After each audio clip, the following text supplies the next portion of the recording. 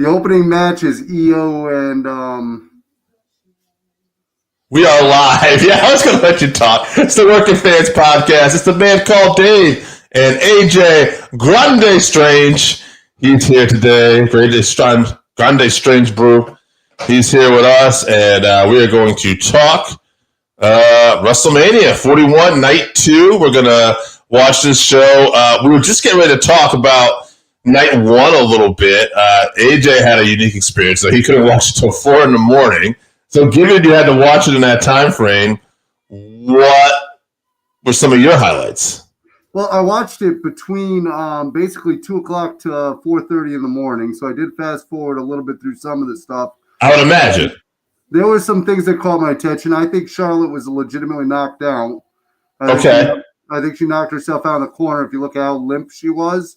Mm-hmm. It was following that, so that caught me. But good moment for Tiffany. I also, obviously, you made a prediction to me off camera that very much came true about Seth Rollins and Paul Heyman. So great pick there. Mm-hmm. I loved the show. I thought it was great. And quite frankly, to see Jay finally get his moment, as much as we love Gunther, yes, it was just an awesome moment. Yeah, no, Jay Uso has worked hard to connect with the fans, and obviously has connected with the fans in a great big way. And I felt the same way. Like, it's not like I could say Jay Uso is a better wrestler than Gunther. That's just not true.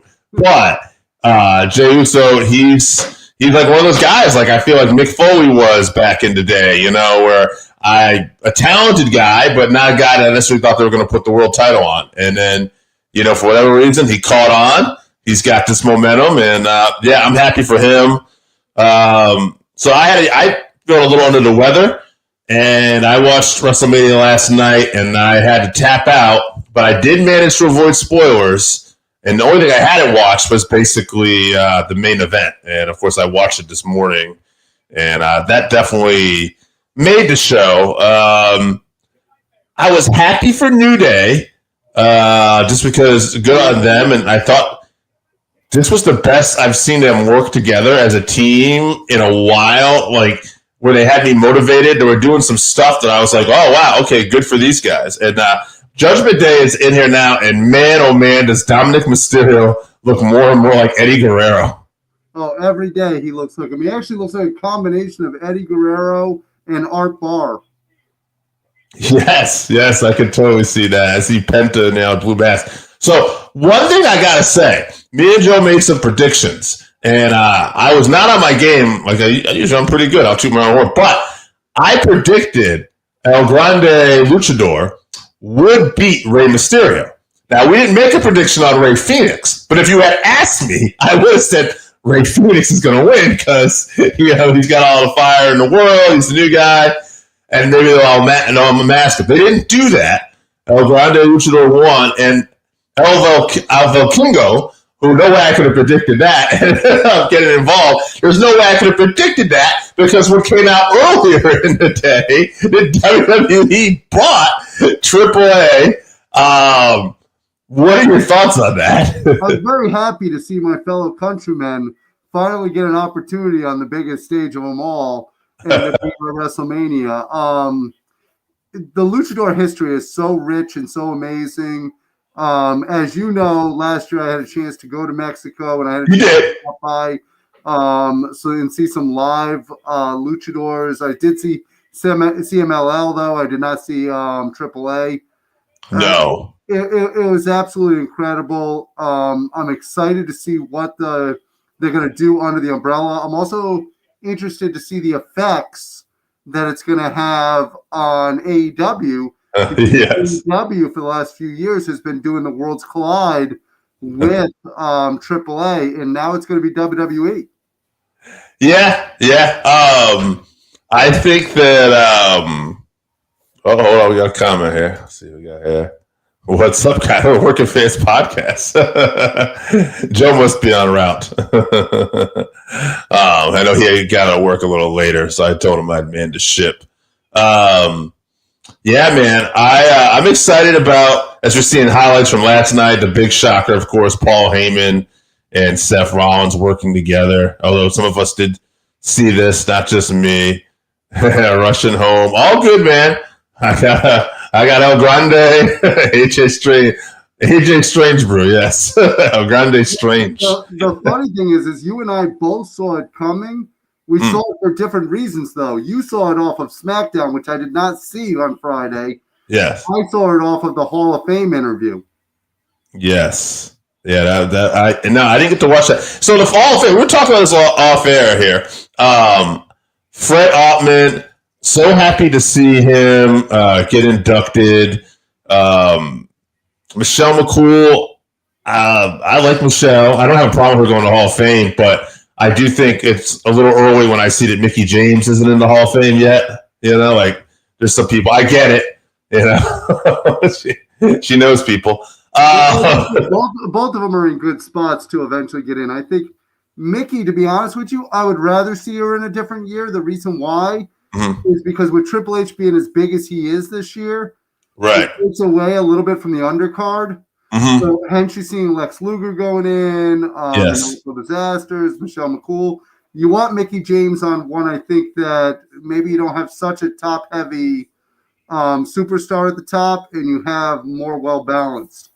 So one thing I wanted to also say about the Hall of Fame last night too, that I liked that they did a little better. It's still not perfect, but the Legacy Hall of Fame, they took a little more time with them, and they gave them each like a little video package where it was just before they would just group them all under one video package, talk to them. They each got their own thing, but it was one segment. Now I thought, okay, they broke it into different segments, and I thought that was nice. Stephanie McMahon is in the ring right now. I see that. And we will be talking about our feelings on night one. We did a little bit already, Joe. But we'll talk more about that. We liked it. We both liked it. Don't know what Stephanie's saying.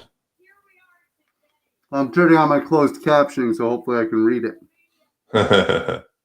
I used to have closed caption on this.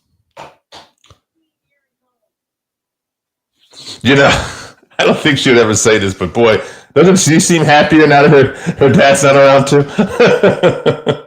She actually seems extremely at peace in the world right now. Right. I know like the whole company just feels so different. I know you haven't actually seen Triple H's comments yet. Maybe. But he does a great job. He talks about Vince McMahon. I know some people have given him problems about talking about Vince McMahon, but I have no problem with him giving his due to Vince McMahon. Right. No, I mean, it is what it is. He said that in an interview recently I saw where he said, you know, he wouldn't be where he is without Vince giving him a chance. And, you know, even before he started dating Steph, Vince saw something in him and gave him a chance. You know, he did talk about in the interview I saw where they had a uniquely different style. He said that, you know, Vince sometimes would give him crap. He said when he was running NXT, he said, why are you doing it that way? And he goes, because that's what works for me. And Vince would go, all right. I think there's some people who were able to talk to Vince in a certain way, and it made sense, and Vince would give them leeway. We've seen this with Bryan Danielson. You know, there's a few people over the years. John Cena. Absolutely. Usually they're top talent, but they know how to talk to him and stuff like that. I say that because there are some people, even if you're talking the way you should, Vince probably still would have blew you off anyway, you know. But well, basically, he said to him, he said, without Vince, I wouldn't have a lot of things that I have, and I do. Oh, sure. Him. So there's no doubt about it. I mean, but I mean, it is nice. It's been a long time since I've enjoyed wrestling as much as I've had now, and especially WWE. You know, the Hall of Fame, just seeing Bret Hart and Steve Austin get brought out there by CM Punk, and this is a little thing, but CM Punk just saying they only gave me 2 minutes and like openly complaining, and you know, like it's fine, no one's gonna really like get him in trouble or anything. It's like just that kind of freedom. But he's like, he gave me 2 minutes. I could talk for 2 hours on each of these guys and 5 hours on this match. So do you have a prediction on this first match? We got first match, yes. I said this to Joe. I'm going with Elo Sky because I originally would have been picking Ripley all the way this year, but the way they keep shoving and pie facing Sky like she's not even in this match, I just keep thinking, no, she's going to win tonight. I'm going to go in a totally different direction. Bianca Belair turns heel. She's with Naomi, and Naomi's going to help her win. Okay, I'm not saying that's wrong. How funny is it, though, that I bet you a couple months ago, we both would have said, no, Rhea Ripley has to win the title back at Mania. Now she's the least. And it's not because she's been built a certain way. She's still a star, probably the biggest star. But I'm just like, this isn't the match for her tonight. Yeah, and the thing is, the reason why I'm going in the direction I'm going in is if you think about it, there has been no physicality between Naomi and Bianca Belair whatsoever. I agree. I thought that there might have been something last night to see with Naomi and Jade, but I did pick Jade because I just didn't see her losing her first WrestleMania match. And that's why I didn't predict that Bianca and Naomi would be working together in this one. But maybe I should have. Because maybe it is going to just come at a later date. It makes sense. I can see it. I think it gets exposed tonight. It might not be blatantly obvious. Right. Naomi comes out to help. Maybe on SmackDown, Jade's like, what the hell? And that's where you get the full-blown turn. I could see it. I could see that. That being said, Kairi Sane is also cleared to return. Which, by the way, getting back to our conversation earlier about AAA being bought, too. It sets up some interesting matches, and they're doing a Worlds Collide pay-per-view or a premium live event. And I have a feeling that besides NXT and AAA, we might get some TNA talent in that too. Could absolutely get some TNA talent. We could definitely see some NXT talent. I think that Stand and Deliver was the goodbye to Roxanne Perez. How great is it though that like we're getting all this different interaction with these companies more now with WWE too. Like that's the biggest thing with Vince gone, I would imagine. Oh, absolutely. Well, a lot of those companies I don't think wanted to work with Vince, quite frankly. Yeah, and I know in the AAA case they bought AAA, but I mean just the way these. But if in the old days, if Vince had bought a company, you know everybody was getting jobbed out, and then he was going to have a tape library, and that was about it. You know? Yeah, well, the thing is, it's obviously the parent company, TKO, purchasing all of these different entities, and they're all held under umbrellas. And AAA, I think, sees. I'm going to mute myself for a second here. That's all right. I'll take over. One of the things I wanted to bring up, and as AJ handles the dogs, is that Rock was seen a few weeks ago wearing a New Japan Pro Wrestling T-shirt. And Rock, he's been unmasked, but he's back, I believe. Oh no, yeah, you're still muted. Might take a minute, but yeah, there you are. The dogs are fired up. But yeah, Rock had that New Japan Pro Wrestling shirt on an Instagram reel maybe a couple weeks ago. And he had that Rubik's Cube and a New Japan Pro Wrestling T-shirt. And I remember thinking, like, Rock's probably just trolling people. You know, it's probably no big deal. But now I'm wondering if WWE is going to buy New Japan at some point. And I heard a couple people saying that New Japan and Noah are potentially in the works to be bought. And wouldn't that be something if WWE owns AAA and then one of the bigger companies in Japan too, New Japan Pro Wrestling? And there has been talks over the last few months about who else TKO might purchase. There have been talks about New Japan Wrestling being for sale. There's also been talks about some of the other companies, some of the smaller companies. So it is a possibility that they might be branching out and bringing them all together. Yeah. And that's just amazing. And because what we've seen so far with TNA, a company they don't even own, they're just working with, they've worked well with.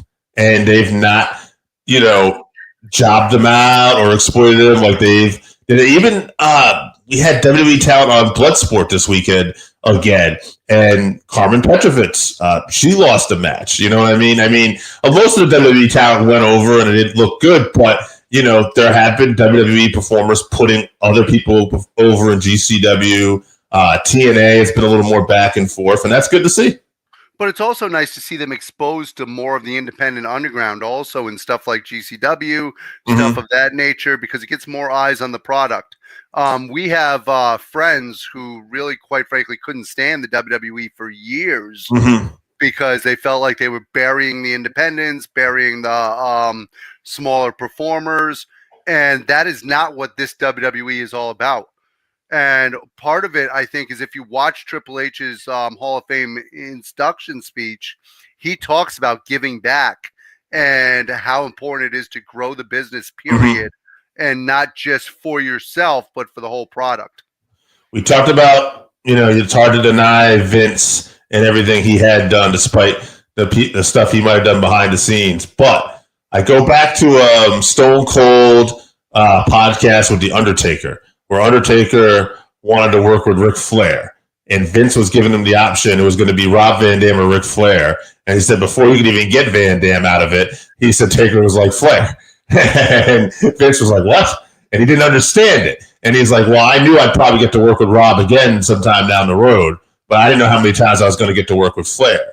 And, and that Steve Austin got it because Vince wasn't a pro wrestling fan. He grew up in the entertainment as a promoter and that, but these guys, Triple H, grew up as wrestling fans, not just WWF Crockett's, you name it, Georgia Championship Wrestling. And so I think that's one of the great things now. I hate to keep chirping back to this, but one of the things Triple H talks about is at the end of the day, no matter how much he's in charge, he's sitting in Gorilla, no matter where he's at in his career, he's still that 14-year-old from New Hampshire sitting there watching the product. That 14-year-old is still watching the product from Gorilla and still has to be impacted the same way that he was then, and that's how he makes his booking decisions. It's very interesting as I was listening, but I'm kind of I'm watching this too, and now I'm seeing Rhea maybe drift back into more like character mode. But for a minute, it just looked like these women just let their guard down. You can see the smiles on their faces. Like this is big moment for them. Tell me, all three of these people, these young ladies, women, don't just look like complete superstars. Yeah. Especially, it's funny because Sky, especially the smaller of them, in the past, you think, okay, well, she's not going to be booked as well, but she's the one coming in with the title. Yeah. That's and Rhea and Bianca just look like absolute stars. Yeah. One of the reasons I'm making the prediction that I made is because, quite frankly, I want heel Bianca. I want her to go back to the EST from NXT. I'm sick and tired of this bubblegum, let me do the right thing every time. And what could be interesting is if the Street Profits lose the tag titles and get screwed out of titles, very possible we see a heel faction between her and her husband and Naomi and everybody. They could all be working together. Yeah, now, that would be a great faction. Let's talk a little bit, not take away from this match, but let's talk away for a minute because this match hasn't started yet. Like we're talking about factions. Now, one of the things I thought about is Seth Rollins will help Cena tonight. Right, and that's what I was predicting. Like Seth is going to be with Cena, and I think Rock might make an appearance too, as part of a corporation, and that might be a group: Seth, Cena, Rock, maybe a Drew McIntyre, right? And maybe we set up for like a War Games, and then we're going to have Roman, Cody, Punk, Jey Uso, and there's so many big talented guys that can be put. There was another theory somebody mentioned, and they thought it was a little crazy, but I heard it mentioned on the show. What if they just showed this documentary on WrestleMania 9, by the way, too, because they're in Vegas? I watched it.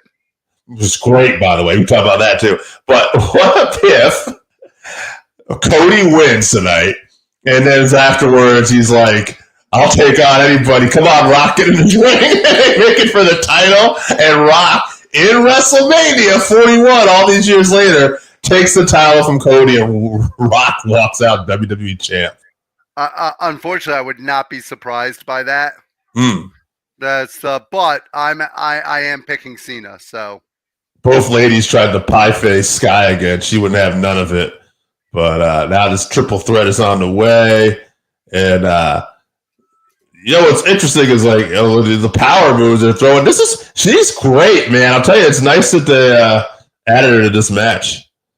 So jumping around, great athleticism by Sky. Drop kick. Oh, wow. These ladies are moving back and forth. Oh, they're going to keep a good pace in this one. I mean, you got some of the best athletes in wrestling right now. Oh, yeah, for sure. I would say, too, not to slight anybody, but we've talked about it in the past. Bianca might be one of the best athletes, like, period. Yeah. And one of the other ones is Tiffany Stratton from last night. However, one of the things about her match last night, you could tell she was a little bit gassed in it. Sometimes when it's your first time in this big of a crowd, your nerves can actually affect your endurance. Yeah, I agree. We haven't talked about it too, but it was interesting to build for that match too, where Rhea kind of, made some remarks to, Tiffany made some remarks to Charlotte after Charlotte had been trying to kind of bully, it looked like, Tiffany on.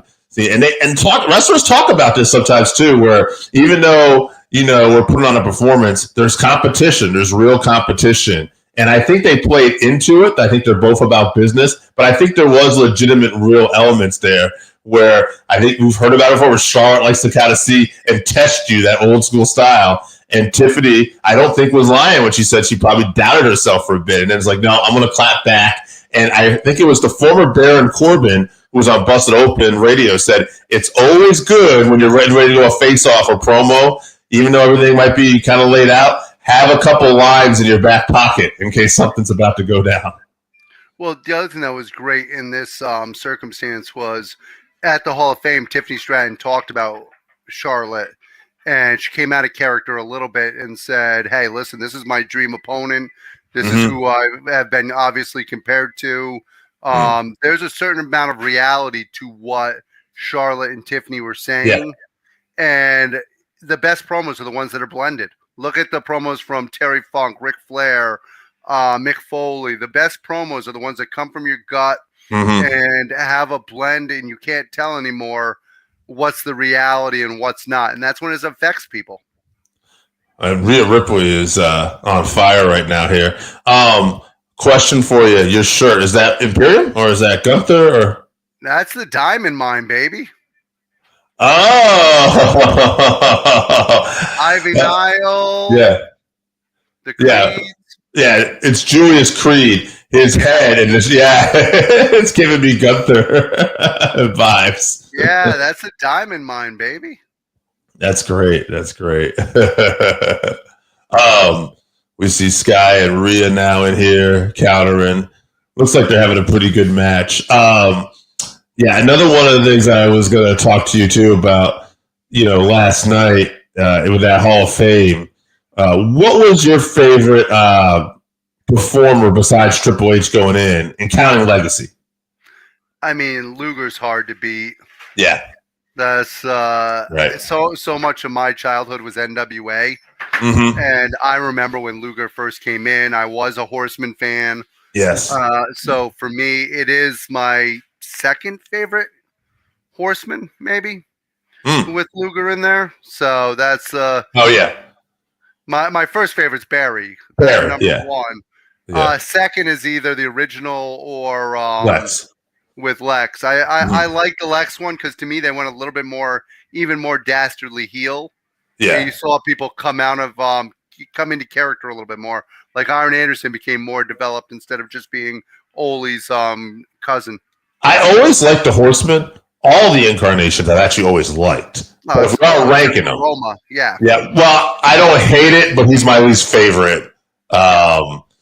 Well, he's not my least favorite Horseman. Mongo might be. No. Steve McMichael, God rest his soul. Yeah. Great athlete, horrible Horseman. Yeah, he just wasn't he was not great in the ring. That wasn't what he was there for, but it is what it is. He doesn't get a lot of crap, but oddly enough, I loved Dean Malenko and I loved Benoit in the Horseman, even though he's probably the weakest of the Horsemen. I liked Pillman and Benoit for a little bit when I had, and I would even say Sid I liked, but that Horseman wasn't going to last too long, unfortunately. No. But, yeah. Ooh. They're really keeping it going in this one. They have definitely kept this pace going for a while. I tell you what, even though she's so much smaller than the other two, Io is just incredible. Now, there's been another change tonight, too. I don't think it's official, but Bailey is out, and Liv Valkyria is going for the women's tag titles. I believe all signs point to it's going to be Becky Lynch. Well, that's the speculation that everybody's going at. Yeah. We don't want to, jump the car here. It's not WWE announced it. Just like Randy Orton has a mystery opponent, there's going to be a mystery person in that match. Becky obviously is there. We saw her at the Hall of Fame. We also saw how happy she was with the heel turn for her husband. Yeah. So, yeah, she's obviously there. The other thing is I'm intrigued to see who Randy Orton's going to wrestle tonight. Yeah, I've heard rumors of like Rusev. Somebody was talking about with Rock wearing that New Japan. Oh, Bianca could have that kiss of death on Rhea. Rhea counters, though. But she lifted her out of Rhea's move. I know. Incredible. Both women take each other's face down. What's up, Producer Joe? Finally making it in, guys. I have the link out to another possible special guest tonight. Oh, yeah? Yeah, I know AJ wanted to talk with author Jake St. John about his new book, and Jake will possibly be popping in tonight, maybe reading a poem or two from the 13th round. All right. That's I know wrestling fans tuning in. Well, on a side note, I've actually already made the purchase on the book, so I'm looking forward to it. Well, Jake, we could always talk wrestling too with Jake. But yeah, you didn't miss anything, Joe. I mean, this has been a pretty good match, but it is the first match on the show, so we did both make just got into my seat in just enough time for the match to start. We both made predictions. Dave went with Io. I went with Bianca with a heel turn. Who did I pick? I think you picked I agreed Sky, with you, Sky. But John White picked Rhea Ripley. Yeah. So we have all different predicts. Yeah, I'm predicting Bianca with a heel turn with Naomi being involved. And Joe, I was saying this to AJ that I picked Chad Gable last night when we were going to our predictions. Whoa. Chad Gable didn't even wrestle last night. No, sorry. El Grande Luchador. El Grande Americano. But when I found out Rey Fenix was in that match, if you had asked me, I would have picked Rey Fenix. So that surprised me. Yeah. But I also told AJ I didn't expect Vikingo to get involved at the end. And I also didn't know WWE was going to buy AAA. So that kind of changed a lot of things. Yeah, I think they did a good spot with it. They didn't make Rey Fenix look weak in the match. They made him look good. It was great to see El Vikingo, obviously. And I think they did good all around with it. Yeah. Yeah, I was very surprised to hear about that acquisition of AAA.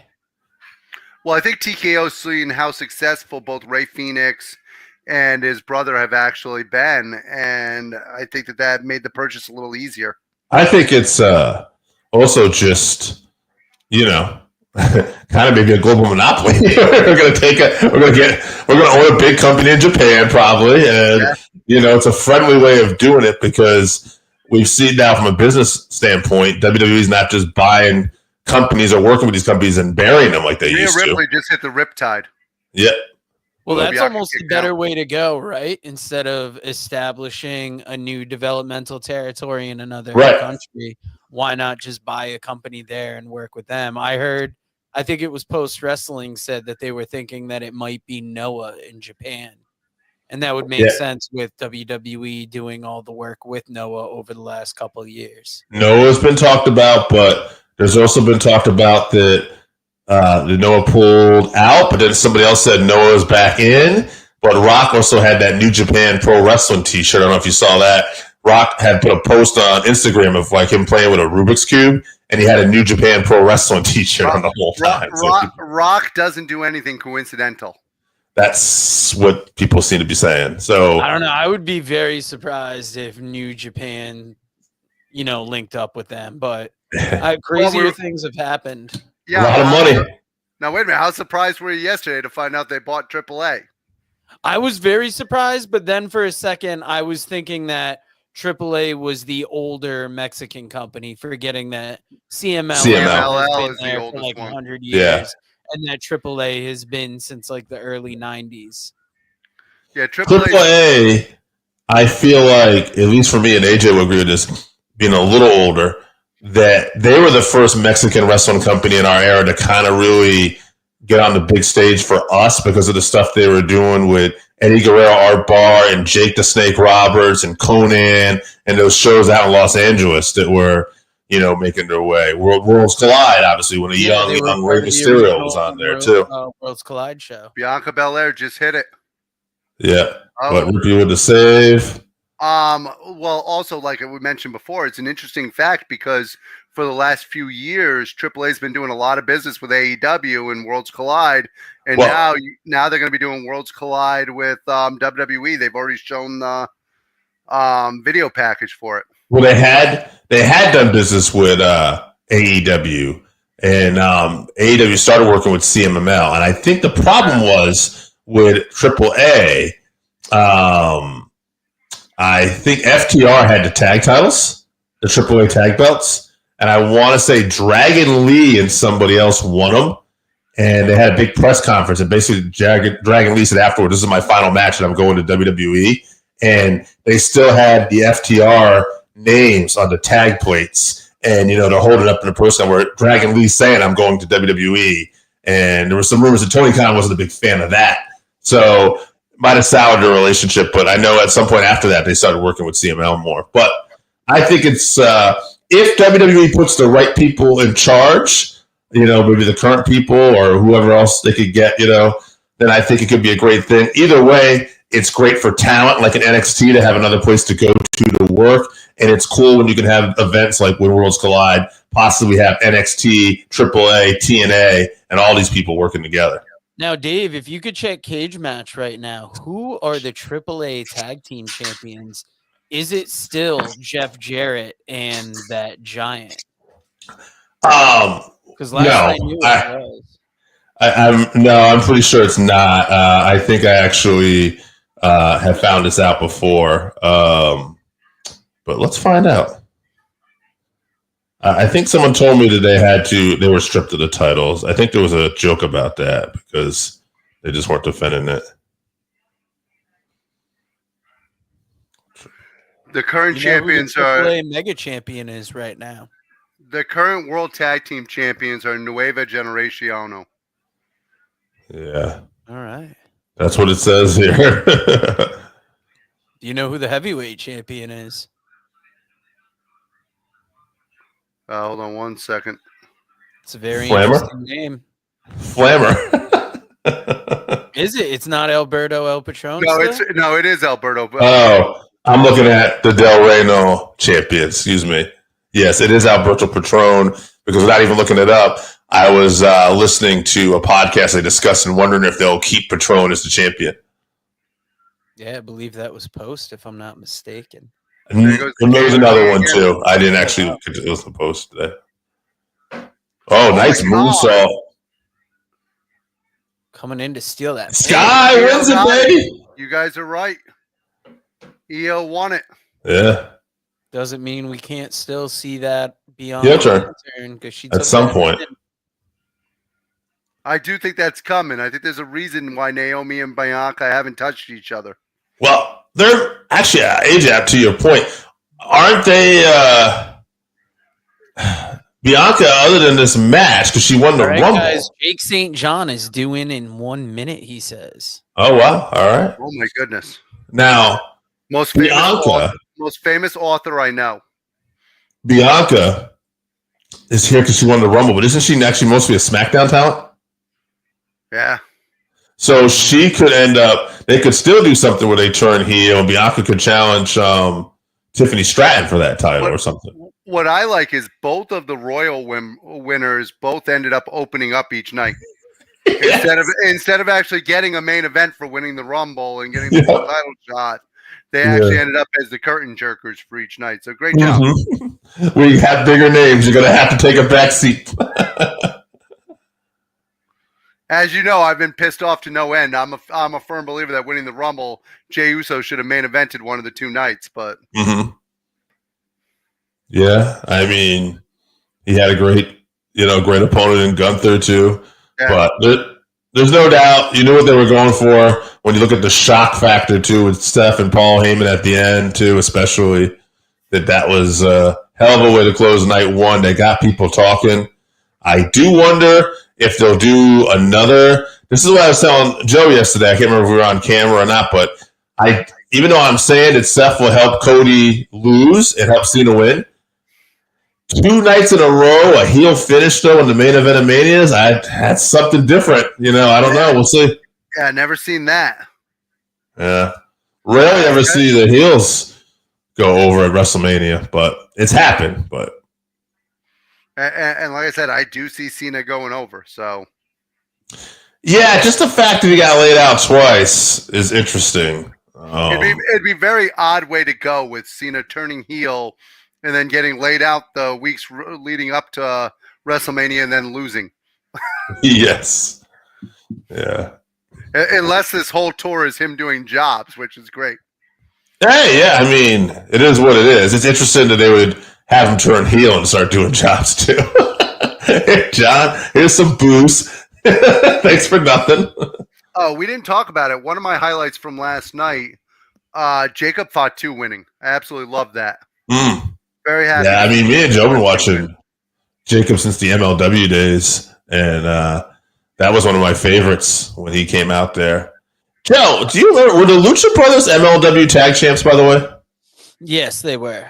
They were, yeah. So those guys were AEW, AAA, probably CMLL, I don't know, though, MLW, and TNA tag champions. I do like the fact that they're starting off with them on opposite brands so that they're not just being put into a tag team.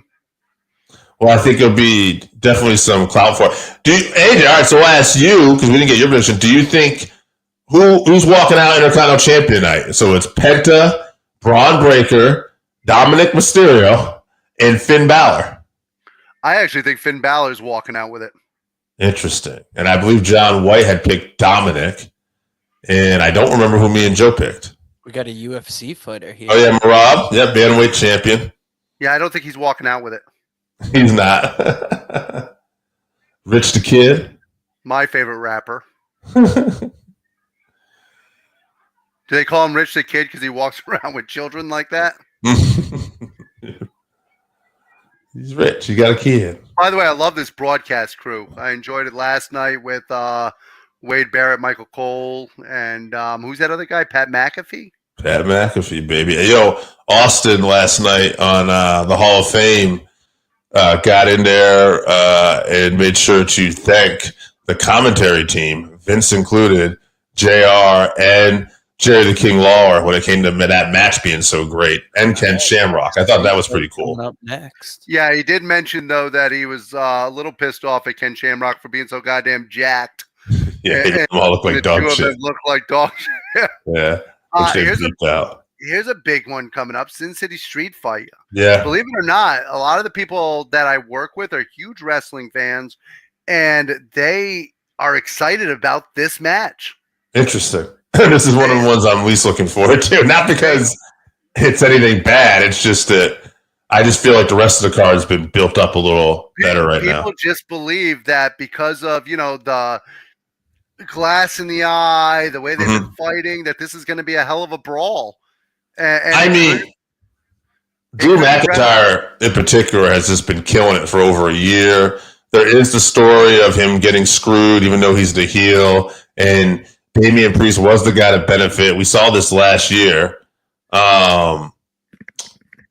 So, I mean, it's got a good story. Well, similar to what we talked about earlier, the biggest storylines are the ones that are based a little bit in reality. And the reality is that every time that Drew talks, he says things that are true, just with a little slant on them. And he's done that with this storyline also. Who do you think's walking out the winner here? I got to see Drew going over. Yeah, I think it could be reminiscent of the old Hollywood backlot brawl between Goldust and Rowdy Piper, but hopefully without anybody legitimately getting hurt. Get hit by a car. Who did you pick for this, Dave? Because I have myself down for Damian Priest, John White down for Drew McIntyre. I think I'm with Drew, Team Drew on this one too. So I'm going to ask Joe, what are your thoughts behind Damian Priest walking out? He needs it more. I just picked one person. I could have cared less about this fight. Like, I haven't been paying as much attention, and I actually had a feeling that might be what it was. Was just Christ, I got to pick someone. Yeah, and like to me, I guess Damian just feels like he could do more with the win in this than Drew.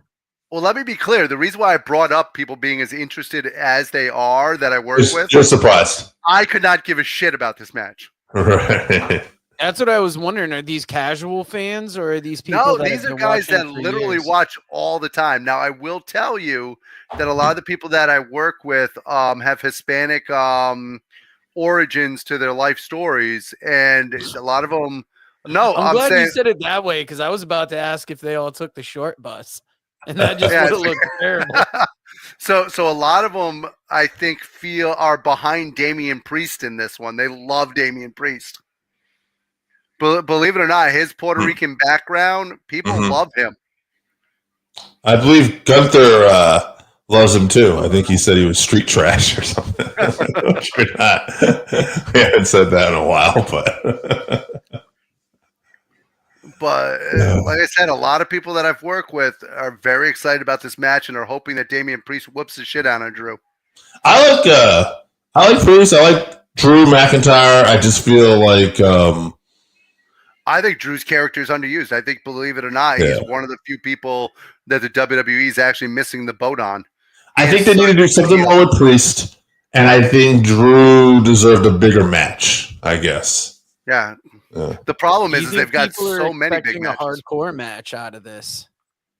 Like, are they expecting a good brawl all over the arena? I think that's what they're expecting. They're thinking that this is going to be a fight all through. This could end up in a buffet. This could end up in the slots. Maybe What's a Wayne going on Newman show. The stage? Are these orchestras? Or are these just people standing I think those are fans. Okay, so it's fans to either side of the stage. Yeah. I didn't notice that last night. That almost looked like they were doing something big for his entrance besides whatever the fuck this is. I mean, as always, Drew does look like he just walked out of a superhero comic book. Yeah, like, is there some tie-in with this? With a King Arthur. Joe, we got our guest here, Joe. Oh shit! Let's give him a second to set up in the back room. Jay, give us a thumbs up if you're ready to come in here. He's ready. He's ready to go in front of people. He doesn't fuck around. Author Jake St. John is joining us. Author of the 13th round. Jake, did you watch WrestleMania last night? How did you like it? I enjoyed what I saw. I was at a 419 event early Easter, and I was able to watch some of it. It was a really good show. It was a great pro wrestling show. So you didn't do what I did and got home at 2 a.m. and watched it till 4:30 in the morning? I bit my tongue all night trying not to. Everything I would have texted you guys, I was telling people at Easter dinner, and they're like, "What the hell are you talking about?" Yeah. You and AJ, I think, basically have some of the similar sleep schedules. So it's funny sometimes. And I used to have when I was doing like I sold part of my bread route now, but when I was doing the whole thing, there'd be moments I'd be getting up at 2 a.m. and I'd be catching you guys while you're still up, and I'm getting up. I'd be like, well, I can respond to this now. Yep. By the way, I do apologize for part of your entrance here. The fact that they didn't note that you are our #1 poet laureate of the show. I'm a little embarrassed that they didn't bring that up. I like to think of myself as the baddest poet laureate on the planet. That's I like that. Amen. All right, unrelated. I'm going to ask Jake another question. What do you think about the purchase of AAA? I was really surprised to hear that because I didn't hear. I didn't hear any rumors or anything. So when that was announced, that was seeing Vikingo and those guys on the show. That was pretty wild. I'm a big lucha guy, so that was pretty wild to see. And it's incredible that nothing was leaked. Yeah. I hadn't heard a rumor. I hadn't seen anything about it. So kudos to they're that. Doing When Worlds Collide with AAA now, which is like the original When Worlds Collide that we watched when we were younger. And I'm like, that's pretty cool. I'm hoping that they have, like, just besides AAA, I'm hoping it's like NXT and maybe even TNA. And if they end up doing a deal with Noah or New Japan or something, I know there's rumors of talk of Noah or New Japan, and Rock had that New Japan Pro Wrestling t-shirt. I heard something about New Japan might be in the works. I mean, it's pretty crazy. The landscape, the way everything lays right now, like as far away from the territories as we are, it's in a way these smaller companies are kind of the territories of the modern day. So anytime somebody gets scooped up, it's interesting. Well, what the end result is. Well, what you're saying too, like with TNA, they've worked so well together. They're not just jobbing them out, like all the time. You're seeing TNA wrestlers get wins, WWE guys get wins. Whereas in the old days, when Vince would have bought a company, where these guys were just there to get beat for the most part, and so I think that's why it's like seeing that they bought AAA. You see how well they worked with TNA, and they don't even own that company. So it's like, okay, I have like higher hopes. And for me, it's like, okay, it's more places for a lot of these NXT people, Evolve people to work. And it's a different platform. And if done right, you're in different markets and everybody can work together. And it's wild to think that this is happening, though. Never would have thought about this. There is good news about this. The TKO executives. They brought in all of the executives from AAA, so that's fantastic. The bad news is Dana White had them all sent to Venezuela. Guitarist Kerry King here playing out Damian Priest. Jake, are you going to watch Mania right now? Are you near a TV or me? Yeah, I got it all going on the same device right now. Oh, nice. Yeah, I got you guys. I got Slayer over here. I got Undertaker Light coming to the ring. Yep. I don't mean to be rude. I remember Punishment Martinez back in Ring of Honor. The guy's been working hard. He's good for him. He's come a long way since Punishment Martinez. He has, yeah. He looks like a star every time he comes out. That world title run, I feel like the world title run really gave him the confidence that he needed. And now he's just really into the gimmick, really into the character. And well, when you talk about people that look like prototypical wrestlers, you've got Drew McIntyre in there. You've got Damian Priest. Really, the other one that I can think of is Randy Orton. Just look like prototypical. This is what you want in a wrestler. I heard somebody, I've said this before to Joe too. It was Freddie Roach, boxing trainer Freddie Roach. He was talking about one of the MMA fighters he was brought in. He was talking about when you become a champion, and I think it applies in wrestling too, I bet, especially. When you become a champion, a world champion, you automatically just become 30% better because you're just that mindset and the way, it's just, And I would say that's probably got to be the case, especially in wrestling when you're getting the title and they're putting it on you. Like, oh, okay, these people see something in me and I can carry this company. Yeah, it certainly worked for Spinks versus Tyson. It's going to work for Spinks. Before we get into this match, I wanted to ask Jake quickly about his book. Jake, you had a book come out recently, 13th Round. When did that come out? And how long have you been working on it? Like, when you come out with a book, are all the poems new around that time? Or do you ever have stuff that's been kicking around that you've been saving for a little while? So the 13th round from 6 Foot Swells Press in New Orleans, I had a collection of poems that I had together maybe for the last 3 or 4 years. Got all the poems together, and long story short, I always like to put my poems together like in a concept album, like a rock and roll album, where one poem leads to the next, but this collection didn't really work out that way. It was kind of like a psychedelic, loosely connected fever dream type of collection, and I sent it to Todd Cirillo, just the best editor I've ever had down at 6 Foot Swells, and he sent me back the collection, and he basically said, get rid of this poem, this poem, this poem, and you've got a book, but it's probably not the book that you sent. And then the more I was able to work it out, like some of the book was released March 24th, but some of the poems were written right up until a couple weeks before publication. So they are fairly modern poems. I'd say last 3 or 4 years. Nice. I was able to pick up my book through Barnes and Noble. Nice. I went through the link that you sent me. I like the idea that it actually gives some of the proceeds back to the independent bookstores so that we can keep that tradition going. I am a firm believer that we give way too much money to the big names and don't focus enough on the little fellas. Yep, absolutely. Jake, this is going to sound a little random, but he reminded me of it when he's talking about giving back. You made a comment in one of our chats one time about a love-hate relationship with CM Punk because CM Punk came out with the Chicago Union t-shirt for the teachers and everything. And I thought about you last night. I don't know if you got to watch the Hall of Fame at all. Like I saw, yeah, same. So he introduced Bret Hart and Steve Austin match.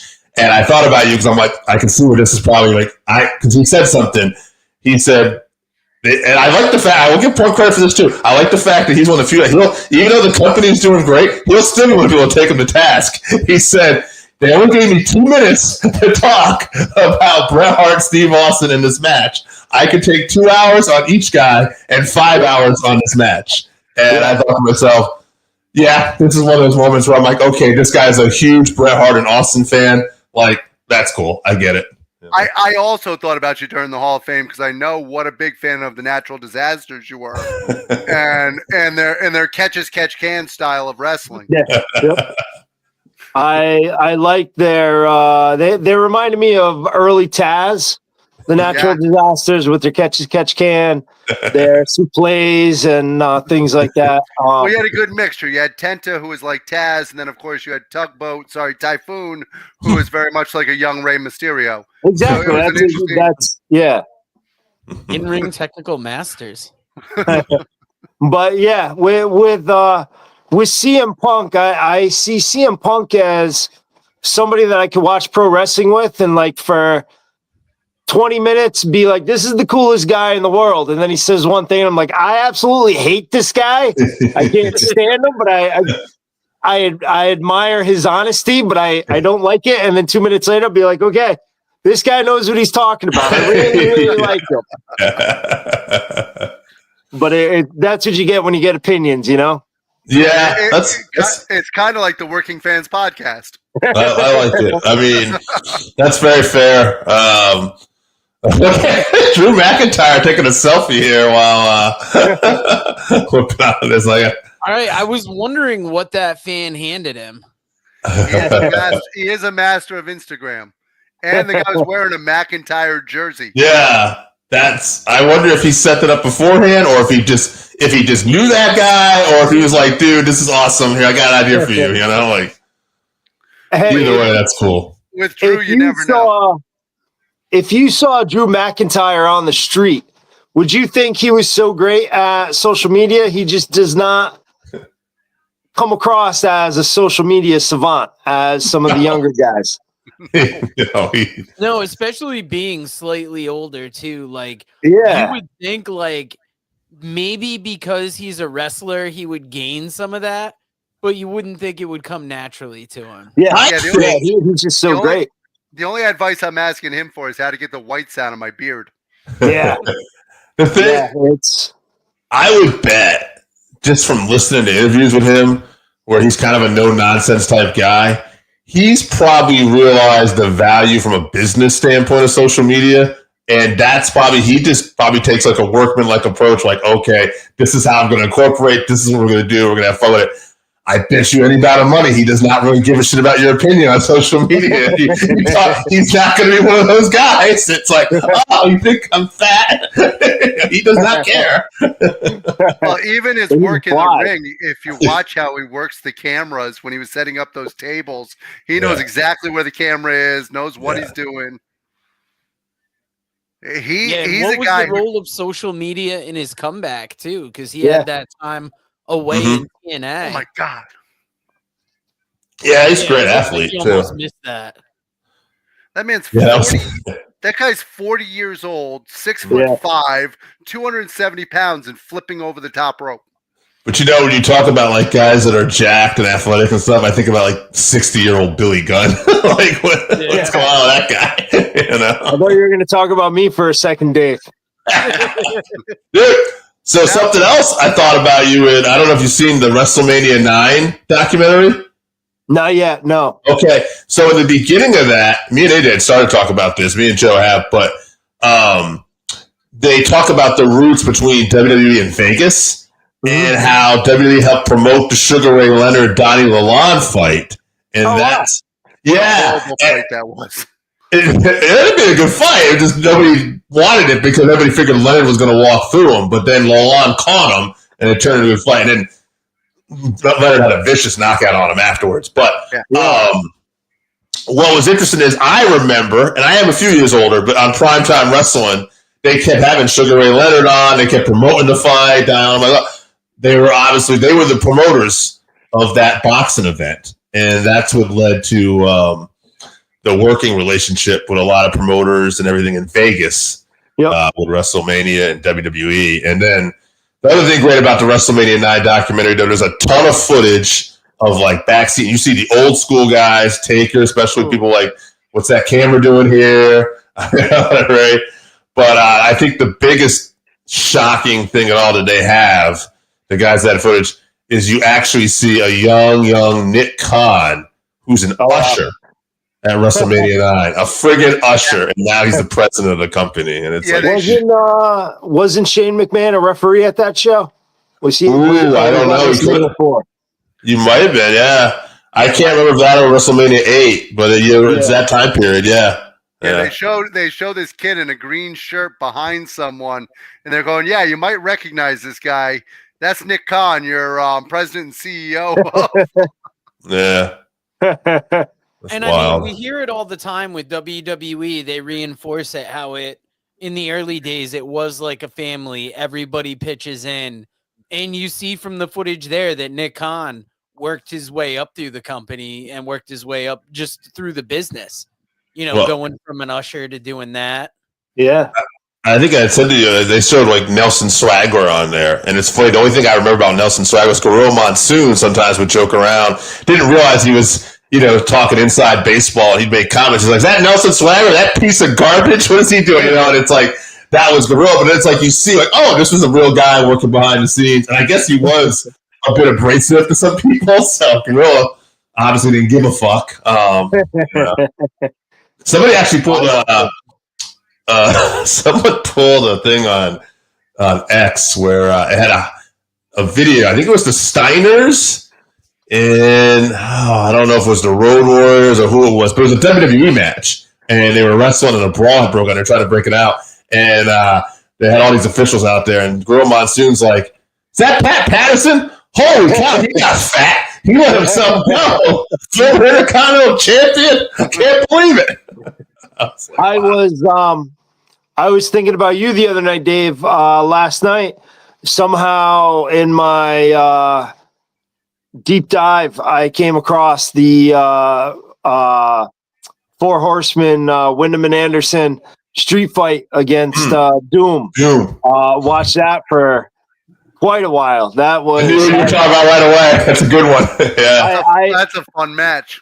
Yeah, I didn't remember watching it until I watched it, and then I remembered watching it, and that was fantastic. That was a great era. Halloween having 90, maybe? I don't remember, but I think so. Was that Rude, the Halloween Phantom? Rude would have been next year. Would have been 91. Yeah.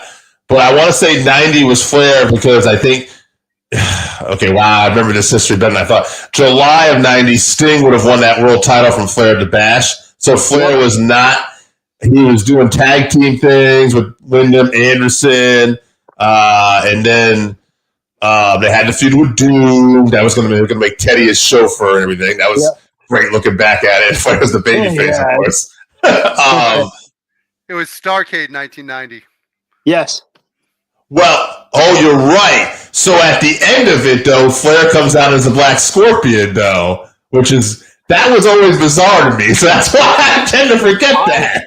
Al Perez would have been I was a big Al Perez guy. That would have been Al Perez coming out in that spot if I don't know the story, but it sounds like Ego. If they could have gone past that, Al Perez would have been. I liked Al Perez in Texas. I liked Al Perez in the UWF. He really developed into a hell of a wrestler. Mm-hmm. I like his new gimmick, Seth Rollins. He's doing a great job, Seth Rollins. The amazing thing is he still looks fairly young. He does. He looks in great shape as always. Al had an interview or a clip of an interview I saw where I remember this, and I don't know what year it was, but he worked some matches for WWF, so mostly dark matches, but I think some of them made it to primetime wrestling. Oh, okay. And I guess Vince told him, you work a different style. None of these people know you. You're not over here. And it just rubbed Al the wrong way because especially he said he went out to the Garden and people are like, "Hey, we're the Von Erichs. What are you doing?" He's like, "Okay, they don't know me." You got to remember Vince's big thing. No matter where you came from, even if you were Dusty Rhodes coming in, he's like, "They don't know you here." I know it's funny. I've been thinking just with WrestleMania weekend and everything, thinking a lot about Vince and how all the positives that he brought to pro wrestling, but then like that, I didn't create you, so I'm not going to acknowledge you. And you might have been a big guy down here, but nobody knows you up here. And it was like some of his opinions and the way he viewed things. It's a bummer he wasn't, but I guess that's the twisted genius, I guess, of that kind of. Yeah. And I was thinking, even with the AAA thing, like Vince would have probably even bought AAA. If he did, he would have just buried these guys. It wouldn't have mattered. He would have been tape library. It would have been something else. And it's like when you look at that, he also kind of, as much as he gets credit and rightfully so, of making the wrestling boom and all the business, you can also say towards the end he probably cost him business at different times. Yeah, I think so. Just in case your Undertaker light wasn't true enough. Oh my God. Damian Priest walking across the ropes. By the way, all the years like Taker going back to Spoiler, finally someone just pushes him off the ropes. I really why have we not done that sooner? Nobody thought of it. That's a hell of a bump though. Yeah, that was nice. Yeah, it was also a good callback because he set up those tables about maybe 10 minutes ago. Yeah. By the way, and speaking of nostalgia and old school, this is random, but I said the Spoiler or somebody. I was thinking of Masked Superstar. That made me think of Bill Eadie Demolition. I watched the Battle Royal on Saturday night's main event before WrestleMania 3. And Andre eliminates Hogan. Everybody gangs up on him. Hercules ends up winning the whole thing. But Demolition's in it, and I'm looking at it, and I'm like, that's not Smash. It was the Moondog. I forgot. Yeah, he was in there. And I'm like, oh, wow. Hey, in my, I was just telling somebody the other day, in my book, Night Full of Diamonds, there's a poem that if you look at it, the first letter of each line spells out Moondog. Drew McIntyre just went over, by the way. Wow. I see that. Also, we're going to keep talking Moondogs for a minute. I've been into a lot of old stuff. I watched the Wrestling Classic pay-per-view, or I started it, which is, I guess, the first ever WWF pay-per-view. Moondog Spot is in the tournament. He upsets Terry Funk by a count-out because Terry is like, we shouldn't fight each other. We don't want to. Let's walk out. And then Terry tries to sucker shot him, and then he ends up flipping him over, and he flips Spot back in the ring while the rest counting. And I was like, oh, that's creative. Leave it to Terry, who probably came up with that. Yeah. It's a great spot. Well, Terry, like, win or lose, I can now go back and look, and I really respect, for like the last probably 10, 15 years, the genius of Terry Funk. It's like, oh, man, like, this guy was a master at making people care.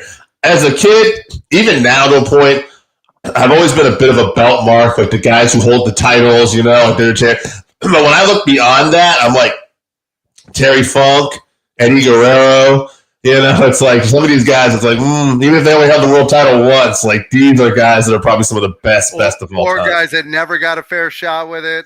Rick Rude, Kurt Hennig. Yeah. That's yeah. I did an interview the other night, and we're about 5 minutes late to going live because the host and I were talking old school pro wrestling, Mid-South, and Dickie Murdoch, and he told me one night there was a house band, and well, first of all, going back to Terry Funk, he was at a show. He's probably 18, 19 years old in the front row, and his best friend Terry Funk was standing there, and his best friend started MFing Terry Funk. And when Terry Funk turned around, his friend kneeled down to tie his shoe. So Funk was looking right at Scott and took his hat and he started swiping him and things like that. And but he said he ended up befriending Dick Murdoch, and they went on stage one night. There was a what was the band? There was a cover band for Merle Haggard, and Dick Murdoch said, called my friend Scott Catfish because he had these big catfish hunter mustache, and he said, Catfish, let's go sing some songs. And he goes, but it's not karaoke. And he goes, let's go sing some songs. And they got up on stage and they pushed the singers away, and they ended up singing Merle Haggard, Mama Tried. And he said Dick Murdoch was everything you heard about. He just didn't know that was not how you're supposed to be. Yeah, I think Terry talks about it in his book, where he said Dick Murdoch is one of those guys. He was convinced the rest of the world didn't know shit. Flair talks about in his autobiography the stories about going down the road with Dusty and Dick Murdoch and how incredibly crazy they were in the Minnesota territory. Oh yeah, right. And how he wanted to be rambling Rick Rhodes or Randy Rhodes or whatever he called himself, because of how crazy those two were. Yeah, and the funny thing he was saying is with Dusty Rhodes, the personality and the way he could talk. When he was out at the bar, he didn't say a peep. He was a good old quiet country boy, and if you wanted to start trouble with him, then his friend Dickie Murdoch was more than happy to take care of the trouble that you wanted to start with Dusty. But he said Dusty was a very quiet guy. He was very humble. He was very respectful, but he was not the Dusty on TV. That's how he knew that he really was different, because he could turn on for the lights, and then he was Virgil Runnels when he was at the bar. I don't think you could be that Dusty Rhodes all the time. Nah. That's oh my God, that would have been incredible. There's Daniel Cormier. Yep. One of the greats. Tony Hinchcliffe. I'm sure he's getting cheered. Yeah. How great would it be if Daniel Cormier just hit Tony Hinchcliffe? That might really be Kill Tony. Dusty, I heard a story from one of our friends, Scott. I think he had heard it from somebody from the Laps fan. I can't remember. I had to ask him, but I always thought it was a very cool story. It doesn't make Barry Windham, who I love, sound great, but there was a story about this girl looking for an autograph, and I think she had cancer and she was losing her hair, and she was there, and I guess She's looking for an autograph, and Barry was just in a sour mood, and a lot of wrestlers just walked by her, and Barry's like, get the fuck out of here, or whatever, you know? And Dusty was like, don't do that shit, you know? It's like, sit down. And then I guess he made everybody sign a shirt, and he gave it to her, and he said, don't worry about him. He says, you beautiful baby. And he gave her, like, you know, the big shirt and everything, and made sure that she went home happy. And I was like, that's the cool story. I also, again, not to trash Dickie Murdoch, but we all have heard some of the stuff about the KKK with Dick Murdoch. And Dusty was another story I heard too was that apparently Dickie was driving around and they drove near the KKK or something, and Dusty's like, get me the fuck out of here. Like, what are you doing? Like, this, I'm not hanging out here. And he's like, I thought you wanted to go somewhere. Like, I'm not going here. Get me out of here now. Dusty was the complete opposite. Dusty absolutely loved people of all ethnic backgrounds. Yeah. I mean, hell, he stole half of it from them. Well, George South, who we had on the podcast, said that Dusty was great, but he did also talk about there's that basketball game that had made the rounds, you know. Yeah, and George South was on the team with Dusty, and George said Dusty scared the shit out of him because he said Dusty was competitive, and he told George beforehand, he says, listen to me, we play to fucking win, so you better be bringing your A game out there. You know, he was not here for show, so, and Dusty could hoop. Oh. Well, guys, do you mind if we have Jake maybe read a poem before this? Oh, yeah, while we're waiting for a match. That'd be great. You got one? I think we should do one in between a solo each shot match. of Jake for this. This poem from the 13th round from 6 Foot Swells down in New Orleans. This poem is titled Spilled Liquor. To be the man, you got to beat the man. And lately, I ain't getting my hand raised much at all. I'm not sucking eggs like a dog in the street, but I am howling at the moon with a bone to pick. My shoes have holes in them, and the closest thing I got to alligators are the pictures Todd Cirillo sends me from New Orleans. The only thing I'm having a tough time holding down is a job. That's spilled liquor in the 13th round. 6 Foot Swells. All right, we will definitely clip that. And Jake, if you can send me that link of where to get that book, where the link that AJ was talking about. I just happened to go through Barnes and Noble because I had a gift card and I happened to see you were on there. So it was great to see another book come out. Have you guys caught any other WrestleMania weekend events? I don't know, Dave, if you've covered that with AJ yet. Have you guys watched any of the side events around this thing? I did see Karrion Kross going by his indie name Killer Kross in the Bloodsport event. That was a fun show. It's nice to see Killer Kross, quite frankly, or Karrion Kross, whatever you want to call him. It's nice to see him on an event where he can actually get a win. I don't know what the hell the WWE. You talk about someone who the WWE seems to be missing the boat with. Hopefully this is some kind of long program that they're working on because that guy's money and there's no reason for them not to be doing something with him. When he was the NXT champion, I didn't understand what it was with him, but when he came up to the main roster, he had that WWE character and look and everything he does. I don't know why he's not farther up. Like, is he my favorite pro wrestler? No. Does he check all the boxes and do what a pro wrestler needs to do? Absolutely. He should be in a different spot. Well, I also like some of the stuff that they do with him, some of the side interviews where he actually comes a little bit out of character. Yes. Like they did this past week where they brought him out and he's like, I'm tired of this. I can't understand. First of all, I haven't had a singles match since God knows when. And show that frustration. I love it. Yep. There's a lot of frustration with the whole Scarlett Bordeaux waking up and everything, it seemed. Yes. I don't think anybody would mind that. Who are we picking in this match, by the way? AJ? I'll start with you. I'm picking Finn Balor. It's not because I necessarily believe he's going to win. It's just because, quite frankly, it's what I want. Okay. Yeah. Yep. I'm a big Penta guy, but I would like to see Finn Balor walk away with the belt. Okay, I wouldn't mind that. I think Joe, I don't remember who I picked for this. I've been going back and forth. I think I've been leaning towards them. It's always hard for me to picture guys losing or women losing in multi-matches because it always feels like, one-on-one. Yeah. But I've been leaning kind of them putting it on Penta. I feel like he's been, built up here in such a way. Yeah. Your friend John White, Joe, I think he actually picked Dominic Mysterio. He said he thinks he's going to find a way to fluke into this. I hate to say it. Just in my gut as I was watching this, Dom just popped in there too. Yeah. Where I was like, you know what? How funny would it be if Dom, who's a great heel, by the way. Yeah, character-wise, got the belt. And he's a good worker. It's not like Dom can't work. No, completely different than his dad. It's so unbelievable. He's not this athletic, maniac, but he's worked on his character and he plays to that. I don't get it. He looks just like his dad. Yeah.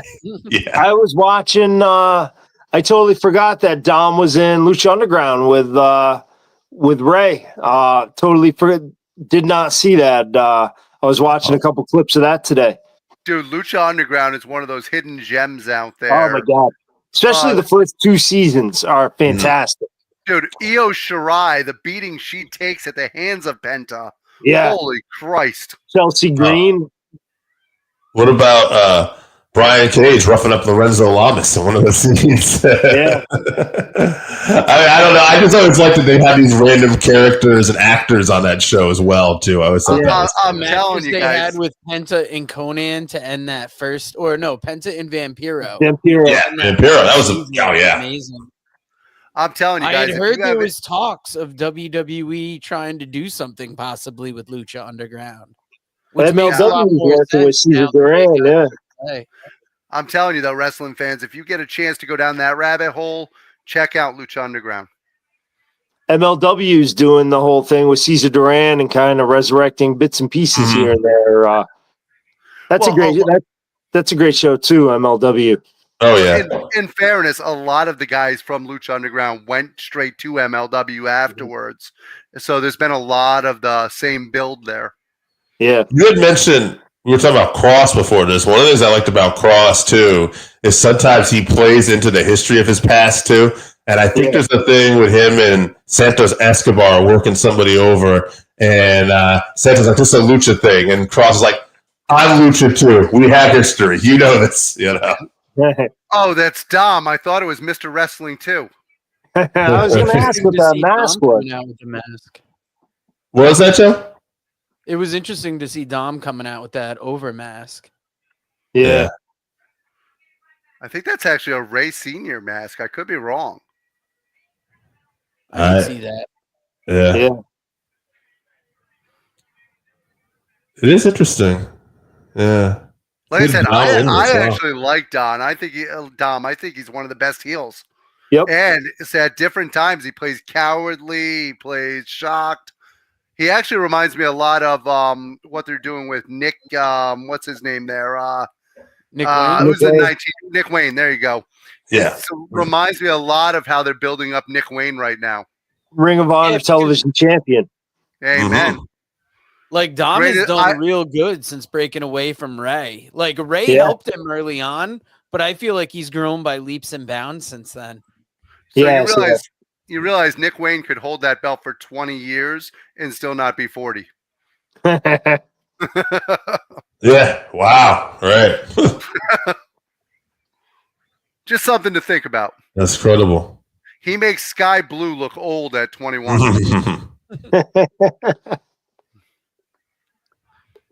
So do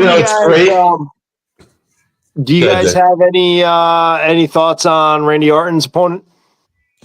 So all over the place with this. I'd like to see Nick Aldis just because see him get a match would be great. I don't think it will be AJ, but obviously the popular rumor right now is Rusev. Rusev has been a rumor. I heard Brian Alvarez say this when they were talking about the Rock New Japan thing. He said, if you want something that probably isn't going to be that big a deal, but like something that is like Jeff Cobb. Maybe Jeff Cobb shows up tonight and, I mean, does that Black? Yeah. Malachi Black would be a great one. Yeah. Oh, look, another luchador. Notice Finn's wearing black and gold, not black and purple for Judgment Day. Interesting, yeah. Yeah. I was telling AJ about this. This is also one I heard. I think it was on Brian Wrestling Observer podcast, but Alvarez was quoting somebody, but they were talking about, they just did the WrestleMania 9 documentary. He said, wouldn't it be something if if let's say, because I said I think Cena's going to win tonight. I was originally picking Cody, but Cody's left him laying twice. And I'm like, well, that's never really a good sign. And so then I said, well, I think maybe Seth is going to join Heyman, which we saw last night. And I said, I wonder if they're going to join like Team Rock and they're going to help Cena win. But somebody else had this theory that would it be something if Cody wins tonight, and then whether he calls him out or he inserts when Rock comes out and they have an impromptu match, just like WrestleMania 9, and The Rock screws over Cody and gets the title himself. Let me bring this even one step further. What if Cena wins, gets the record, The Rock comes out, and Cena lays down for The Rock to give him the belt? Oh, Jesus. That would be some heel shit right there. Yeah. And even the final John Cena saying this is it. No more WrestleMania. This is the final one. He's a heel, so heels lie. What if this is the beginning of heel run? I could see Cena doing something going into next year too. You mean you never say never? The great thing about heels is they don't have to be honest. Exactly. Yeah. And I saw it when he was Super Cena. Oh, this is the end. But now it's not the same guy. So are we buying what he's selling? I saw an interview with Triple H, and they talked about it. And he went a little into it, and he said John's a great guy to pitch things through because John will listen to everything you say, and then he'll give you his opinion, and then he'll go. And he said that he really liked the idea, but he's like, I didn't see that coming. You caught me off guard. And the interesting was like, if we let him go and we don't do this, to me, it's like we never checked that box. We never tried that. And I thought it was interesting because like, I think the kind of too, like you could just play it safe and, go out, play the hits and do your thing. But like the fact that they were willing at this point in the game, we're not worried about merchandise. We're not worried about this. It's like, let's try something creatively different. And I thought that was one thing I liked about it. What if they're really trying to build a cabal here? And this is just incredible. This might be crazy. Austin on a podcast earlier this week. What's up, Randy Oscar? How you doing, brother? He on a podcast earlier this week said that he is retired. He's done. Who said this? Steve Austin. He did. Okay. So he actually said that, but what if, because he's there for WrestleMania this weekend, he comes out, looks like he's going to save Cody, stuns Cody, and they just have the cabal of freaking Cena, Austin, Rock. Oh, this conglomerate of like guys that were on top. All of these top guys, and their thing is that little. Yeah. Paul Heyman had Austin in the Dangerous Alliance, and we know with the Samoans, with The Rock and Roman, I mean, there's a lot that could happen. You could tie it in there. If you weave history and you go back, you could weave it to a certain direction. And now you have Seth Rollins joining with Paul Heyman, who's been the consigliatory. I'll take a step further, too, because, so then you got Rock and Austin, and they're the part-time heels, and they're running roughshod with Cena. But you got Seth. What if you get a Drew McIntyre, too? Add a Drew McIntyre, because then you have the backbone of the people working who are, taking people down because they're disenfranchised because of what's happened in the company and never getting their, spots that they deserve, they thought. By the way, I just want to mention this with this four-way dance. I actually like all four guys. Yeah. Braun Breaker's got a great future. Dom is still young as can be. Finn Balor's one of the best workers ever in the business. And Penta's just incredible.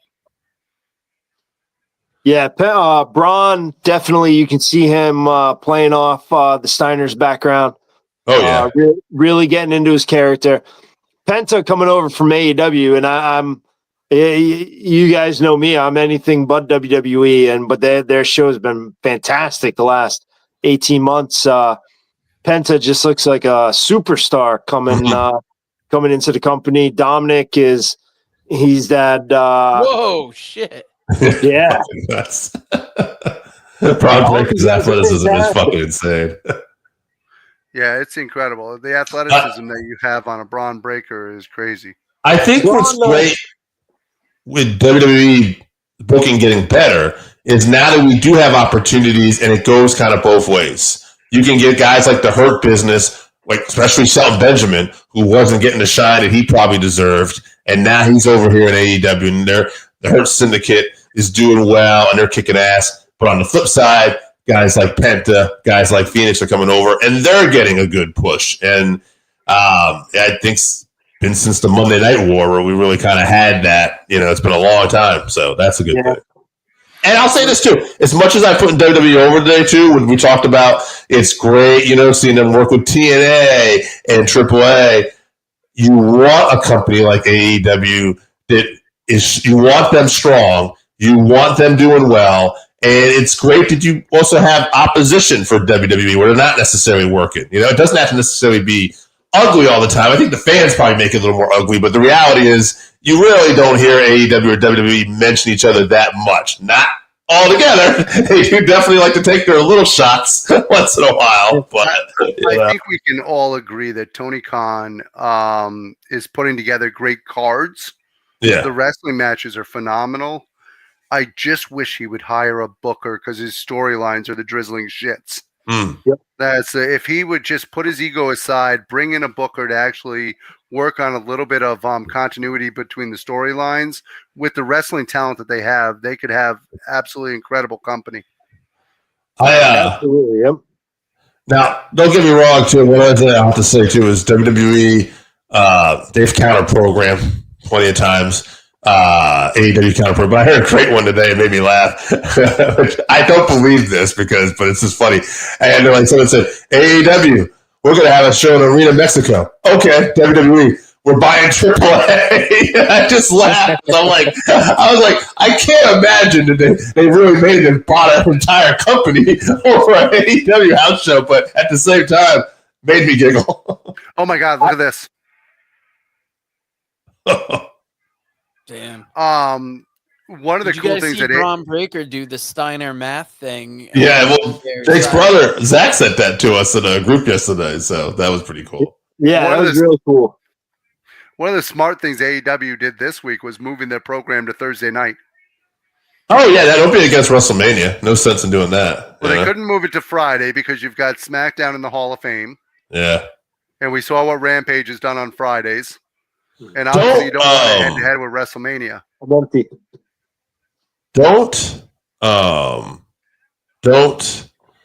I hope I'd like to see them take the Hall of Fame and not put it after SmackDown because it's on to like 1 a.m. in the morning. Wrestlers are falling asleep in the crowd. Like, why does it have to be like, why not do it in the afternoon? Why not have an audience for it? You have it on Peacock anyway. People are going to go watch it at some point, Like, why not? Not only was it that late for us here, they were in Las Vegas with Stand and Deliver was coming up right in the morning instead of being a nighttime event. So Shawn Michaels had to be there for that whole thing because he was the guy who announced Triple H. Had to be up for 5 a.m.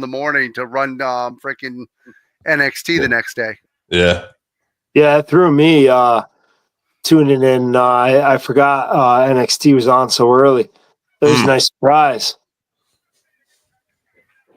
Yeah. I like, bronze ring gear. What is that a throwback to? I recognize the design, but I can't picture the show. I don't know if it was a Japanese show that his dad and uncle wore. I was But gonna say all of his gear is usually reminiscent of specific shows. Yeah. Yeah, it almost looks I've been like trying an to old read his Steiner boots. thing. I could see Scott wearing that in like the early 90s. Mm-hmm. yeah, Speaking of Scott, I was when you said it, it wouldn't have been that one, but I was thinking of those WCW New Japan Super shows back in the day too. yeah. That's actually what I was just thinking. Is it reminded me of one of the Japanese shows where all the what are they, streamers were coming into the ring with the Steiners. I mean, at that time too, even though I know it wasn't one of the more successful times for WCW, but man, I just love that company back then. Like, especially when they were working in Japan, and they'd have like the Steiners versus Hase, and very similar to what I was just talking about with AEW. They had such great, tremendous wrestling, but the booking continuity just wasn't there. Oh, Dominic taking a shot at Finn. Yeah. Finn's like, you son of a bitch.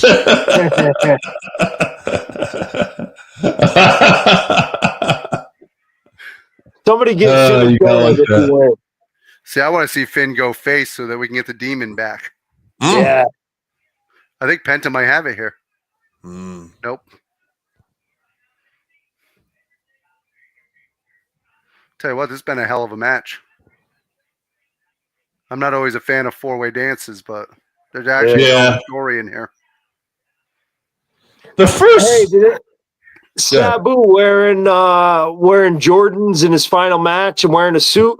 I have not followed Sabu's career recently, but that was not the Arabian Nightmare that I was expecting. I've always seen clips of that, so I didn't know that came from either. I did like seeing him dressed like that going through the barbed wire, though. I think that's what every 60-year-old should be doing. Yeah, wearing white like that and going into a barbed wire match. That's what you want. I've wanted to check out the match. I've heard a lot about it.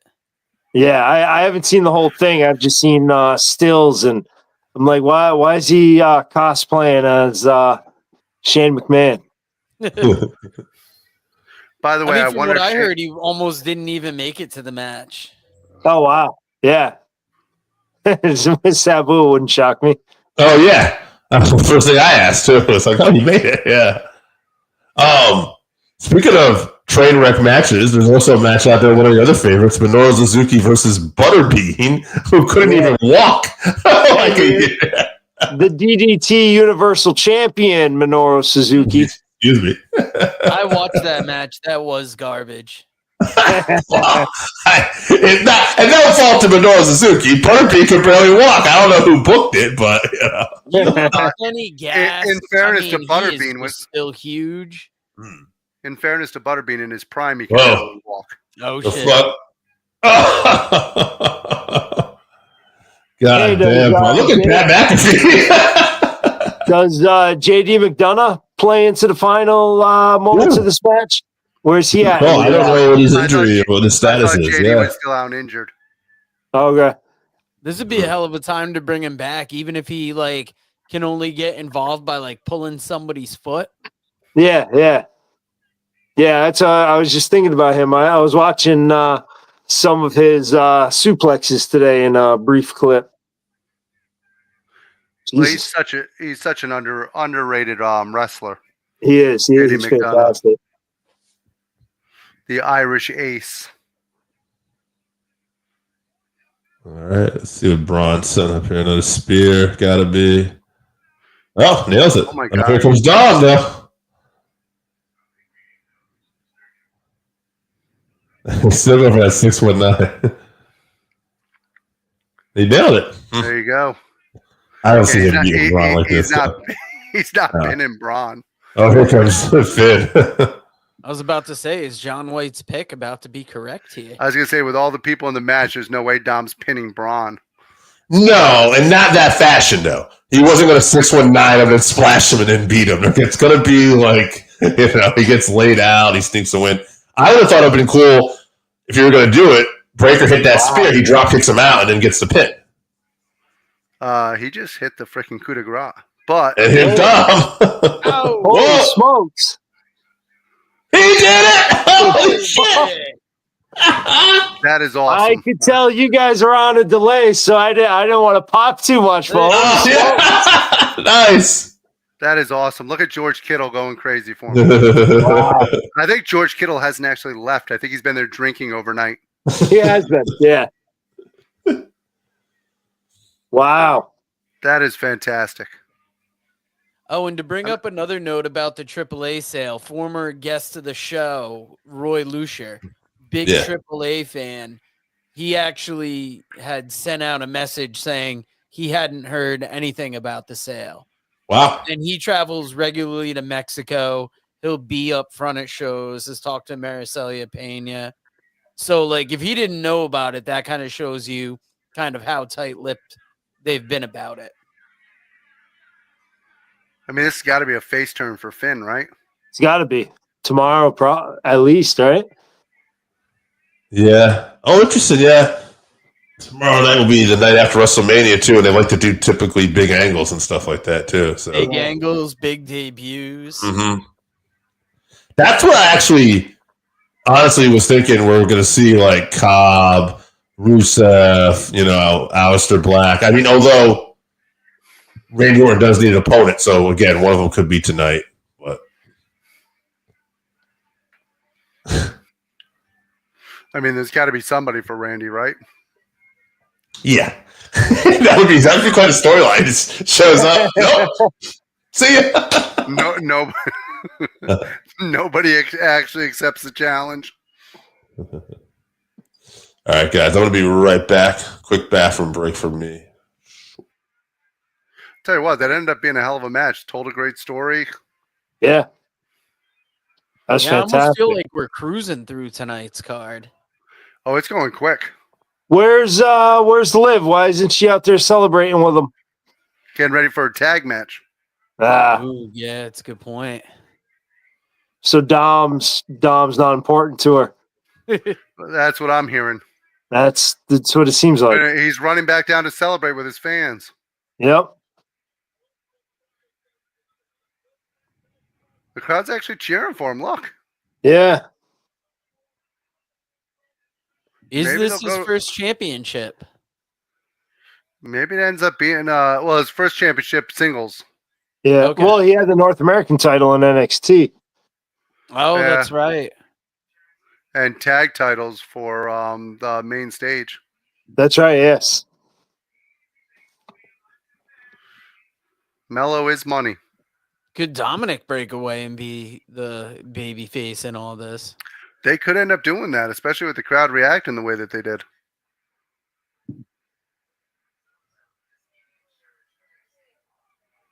Oh, my God. It's Jim Duggan.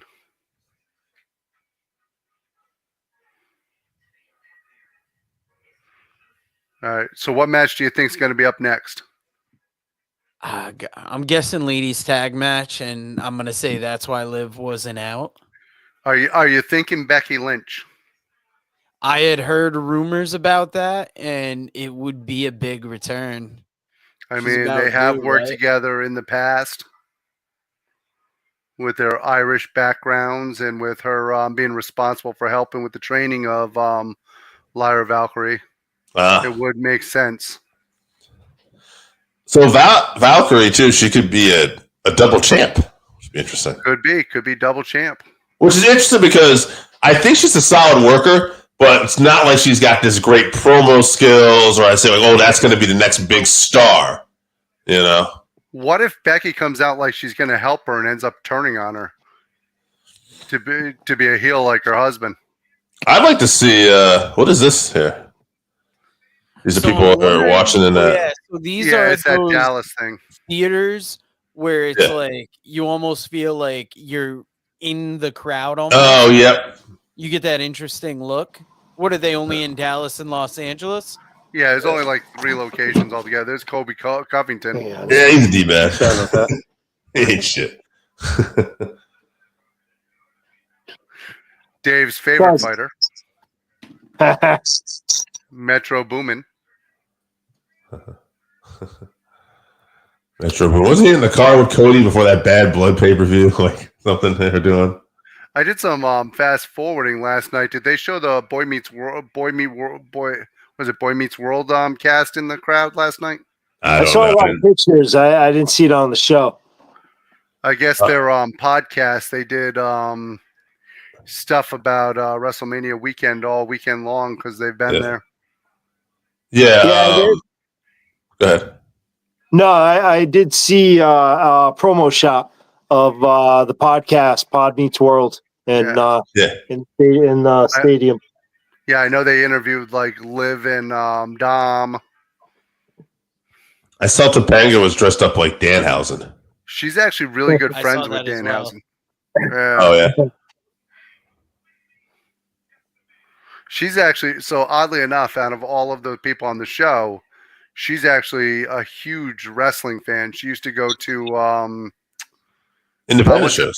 Yeah, she used to go to the ones where the Bucks from Gorilla, Pro Wrestling Gorilla. Yeah.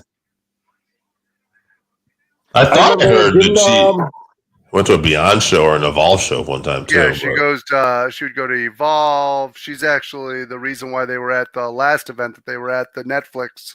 Oh, we're going to get that mystery match next. So, but oddly, it looks a little bit like Cody Rhodes. Yeah.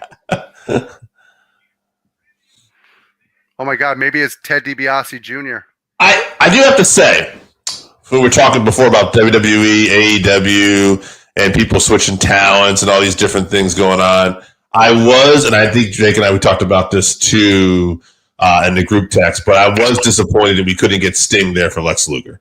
Whatever happened, I don't know whether it was AEW just didn't want to do it or WWE, hey, we'll do it, but you got to promote us, and WWE's like, fuck, whatever caused the issue, it's just a shame they couldn't get done.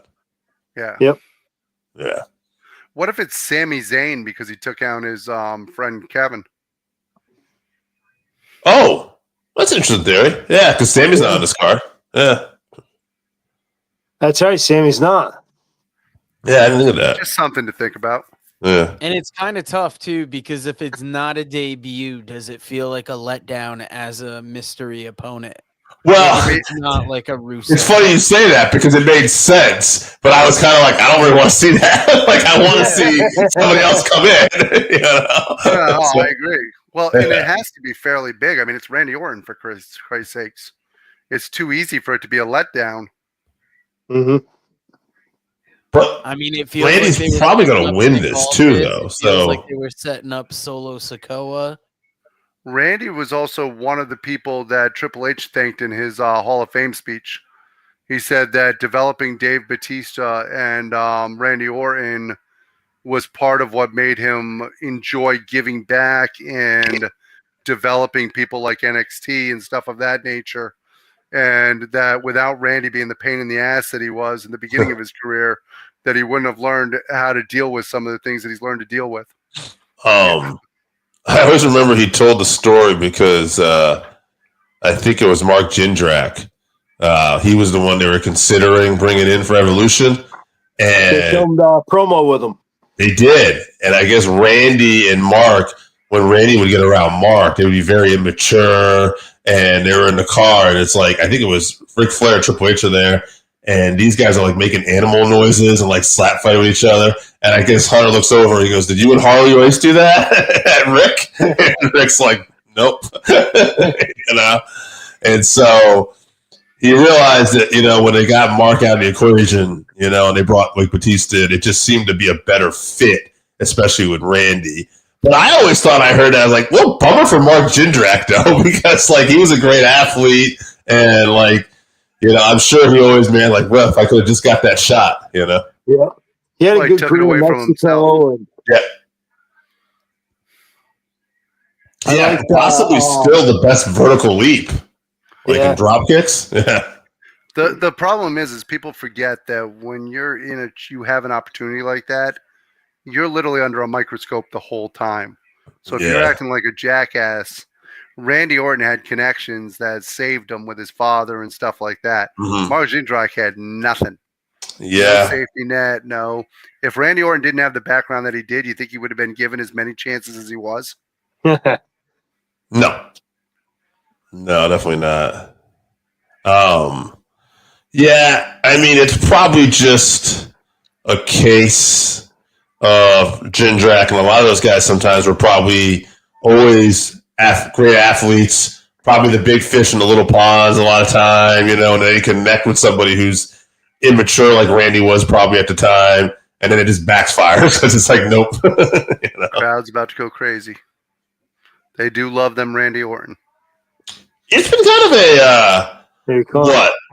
In the last couple years now, where it's a new thing where the crowd, especially, I mean, it's happened in Independence before this, but where they just sing everybody's song now that they like to. Yeah. So for me, it's kind of like what's kind of been done, So one of the funny stories, and one of the reasons I recommend watching that Hall of Fame, I know Dave hasn't seen the Triple H part yet. He tells a story about his first ride ever with the Click. He's sitting at Avis Rental, and up pulls this white van, and Kevin Nash is driving the van and says, come on, get in. And he's like, I'm so close to getting my car, but I go, all right. And he gets in the car. They end up somehow by the end of the night at a Denny's, where you've got Scott Hall trying to fight the server because he thinks the chef put a booger in his food. And you've got the kid who's out cold from whatever drugs he's on, drowning in a strawberry milkshake, and they have to actually take him to the hospital to try to save his life. And he said, that's the first time I ever rode with these guys. And for some reason I thought, okay, this is a great idea. I'll keep doing this. It worked out for. Yeah, he said the reason why he enjoyed it so much was because when they weren't getting into trouble like that, they literally were only talking business.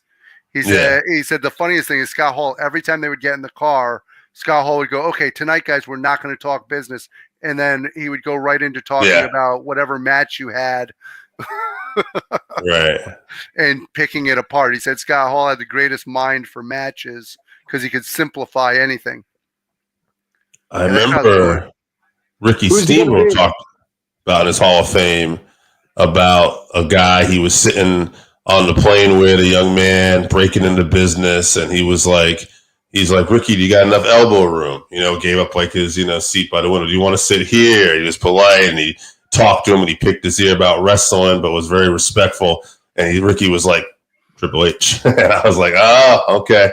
I was like, so somebody wised him up early. He knew how to act in those situations. Yeah. But it's funny that he said years later he's hanging out with the Click, and he's probably like, all right, I better be the designated driver, but it's still a lot I can, get out of this. That's literally what he was, because he didn't drink or do drugs. So he's literally sitting there. He tells the story about the Taker. He says, Taker didn't talk to me at all for the first however long I was there. And then one night, Taker goes, while I'm hanging out with the Click, Taker looks at me as the designated driver for the Click, and he says, hey, come here.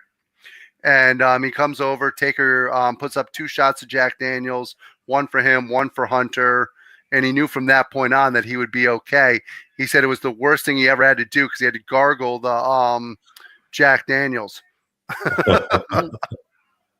Now, guys, do you think the match we're going to get with Randy Orton and his opponent is going to be better than the match we would have gotten between him and Kevin Owens? No, Kevin Owens is a man. Kevin Owens is fantastic, yeah. Yeah. Oh, man. Jake's a couple seconds ahead. Big reaction. I can't wait.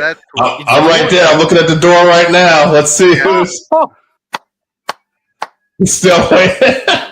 Jake's already at. Jake, you had 7 seconds, 8 seconds. All right. Well, okay. The doors are opening. Jake, where are you? Holy shit! Well, now I would have guessed. Believe. Say his name. Wow. Here's WrestleMania. Wow. That was not a name that we kicked around at all. No. I didn't hear anybody say that name. No.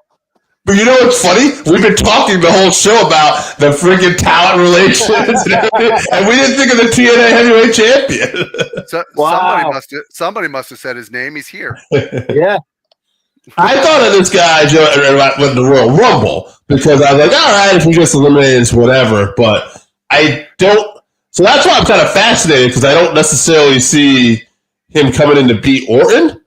But then again, you never know. But he could also just have a good match. You talk about a guy who's what if this this starts out as a match? There's some other TNA folks involved, and Joe Hendry and Randy Orton are on a team. Or even, what if it's the Samoans? What if it's Solo and Tama Tonga jumping it right? Yeah. Either way, even if the match is dog shit, this moment right here is what you're looking for, like in a WrestleMania moment. The fact that a TNA wrestler is wrestling Randy Orton at WrestleMania. With the belt over his shoulder. Yeah, Jay, right? It's crazy.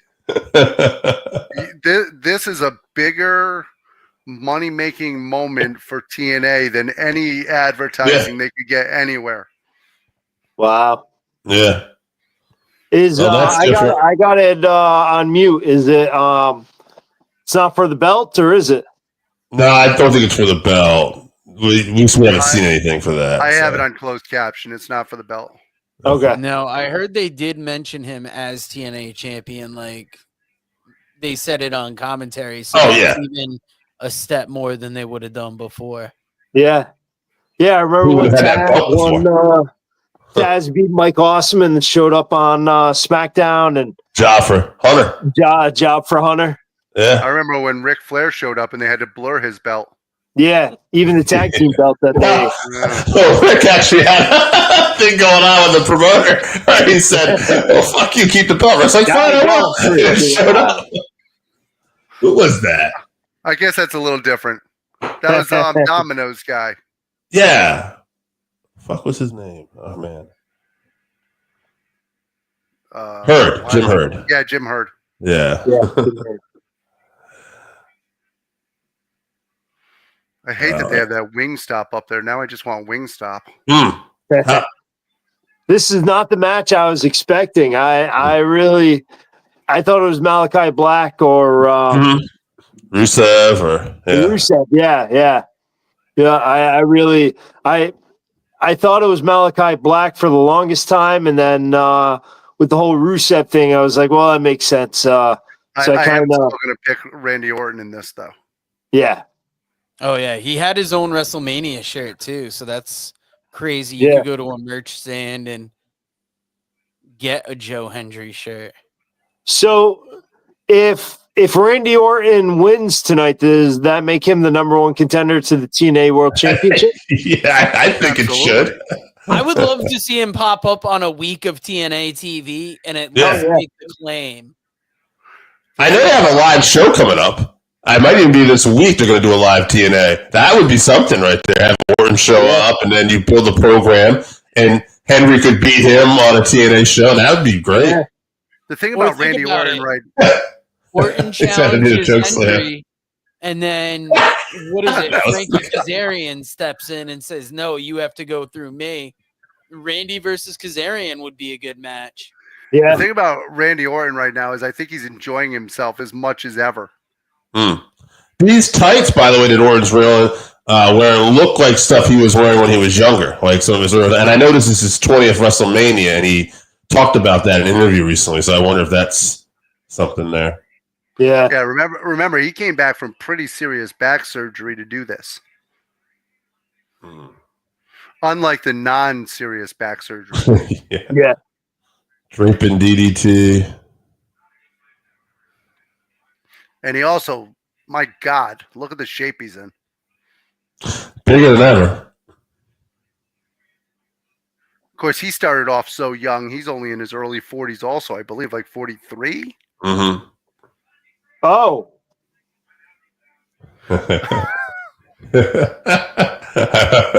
Shit. By the way, with the size difference, that's pretty impressive. So I'm curious where Jake's look at the at. crowd. I just saw. His hands. I'm going to guess the fallaway slam is what he saw. That's not what I saw.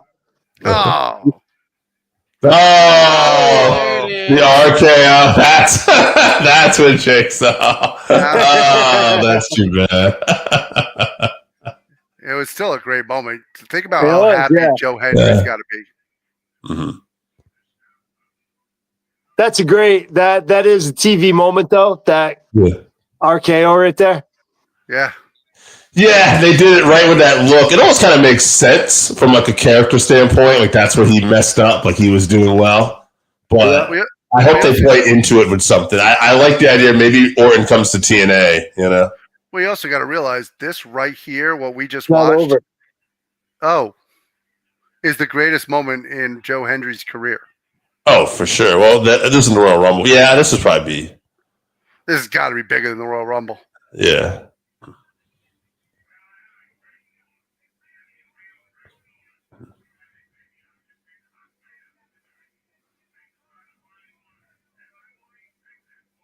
Wow. All right, we've got to slow knowing Jake that we're down behind now. I'm like, oh shit, what is Jake seeing? We need to get Jake to rewind his by like 15 seconds. No, it's just a good put him over. Nice WrestleMania moment. Yeah. Yeah.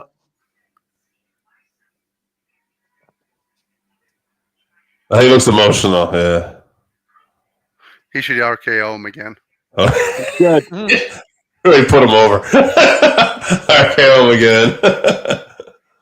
Then get the belt, start whipping him with it. Yeah. Well, the thing is, he's being so nice right now. That's so here nice. it comes. Son of a bitch! Son of a bitch! I knew it had to be coming. You better be going to TNA, you motherfucker. Yeah, you got to follow that up with something.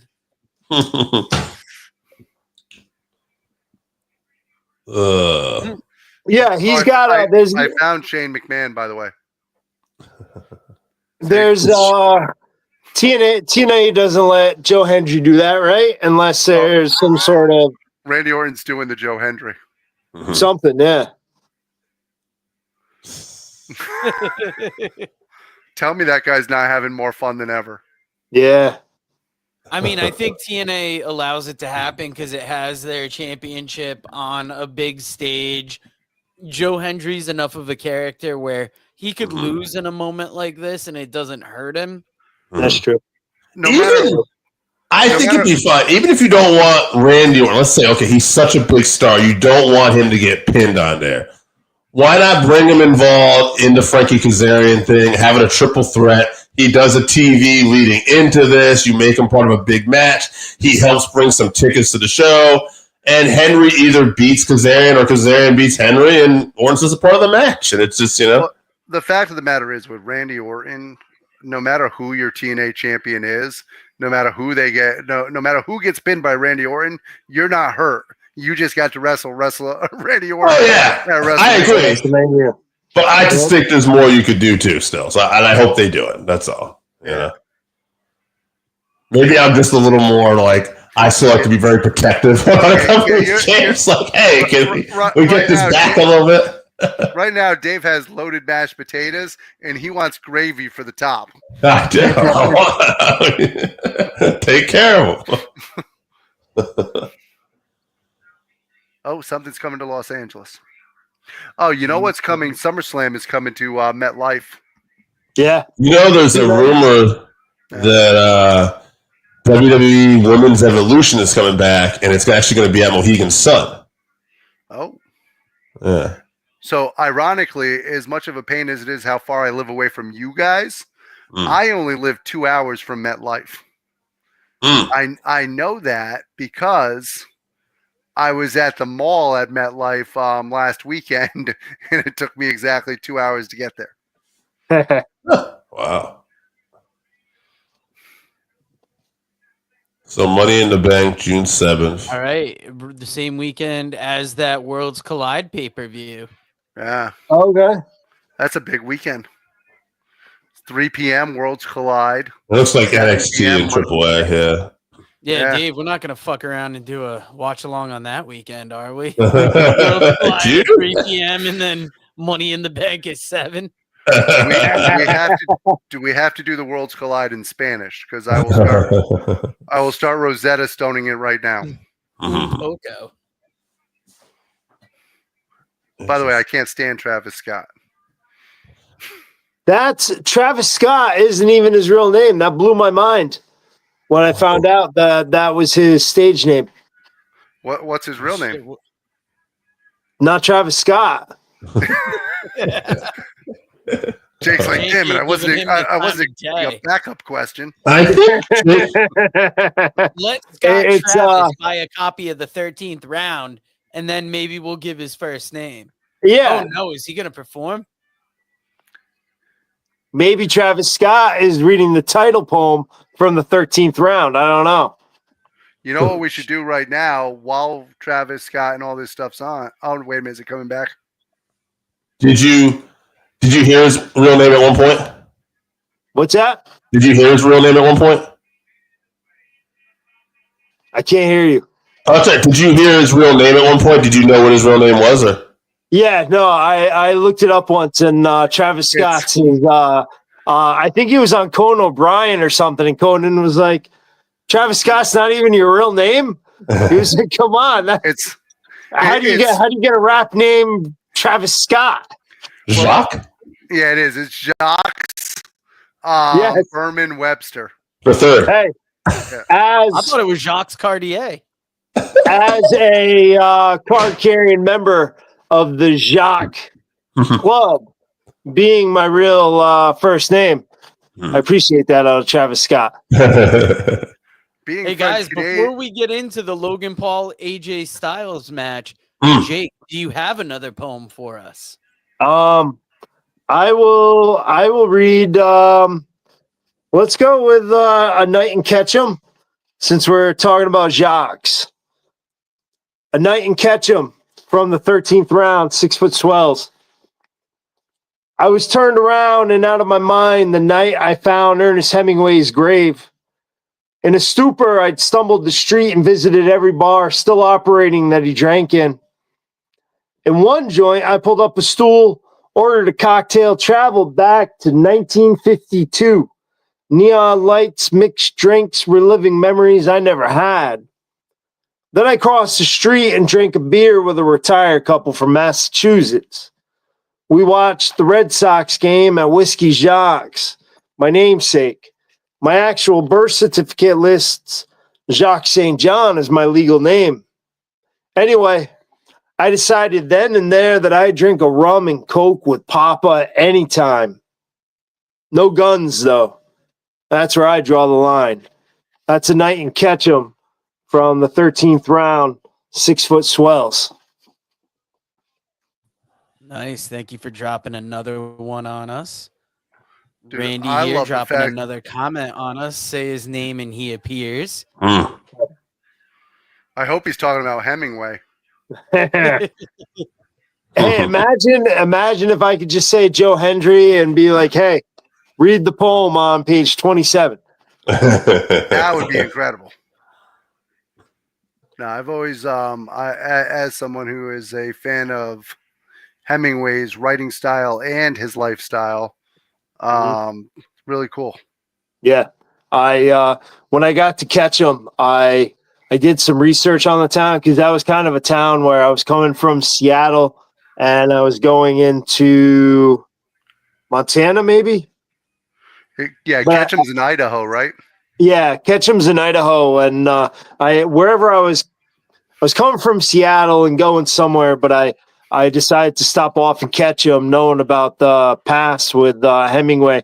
So I did some research and found all the joints that were still operating, whether they're under the real names or not, when Hemingway was there. Made sure to take a tour of all of his haunts, and then I found the grave. That's awesome.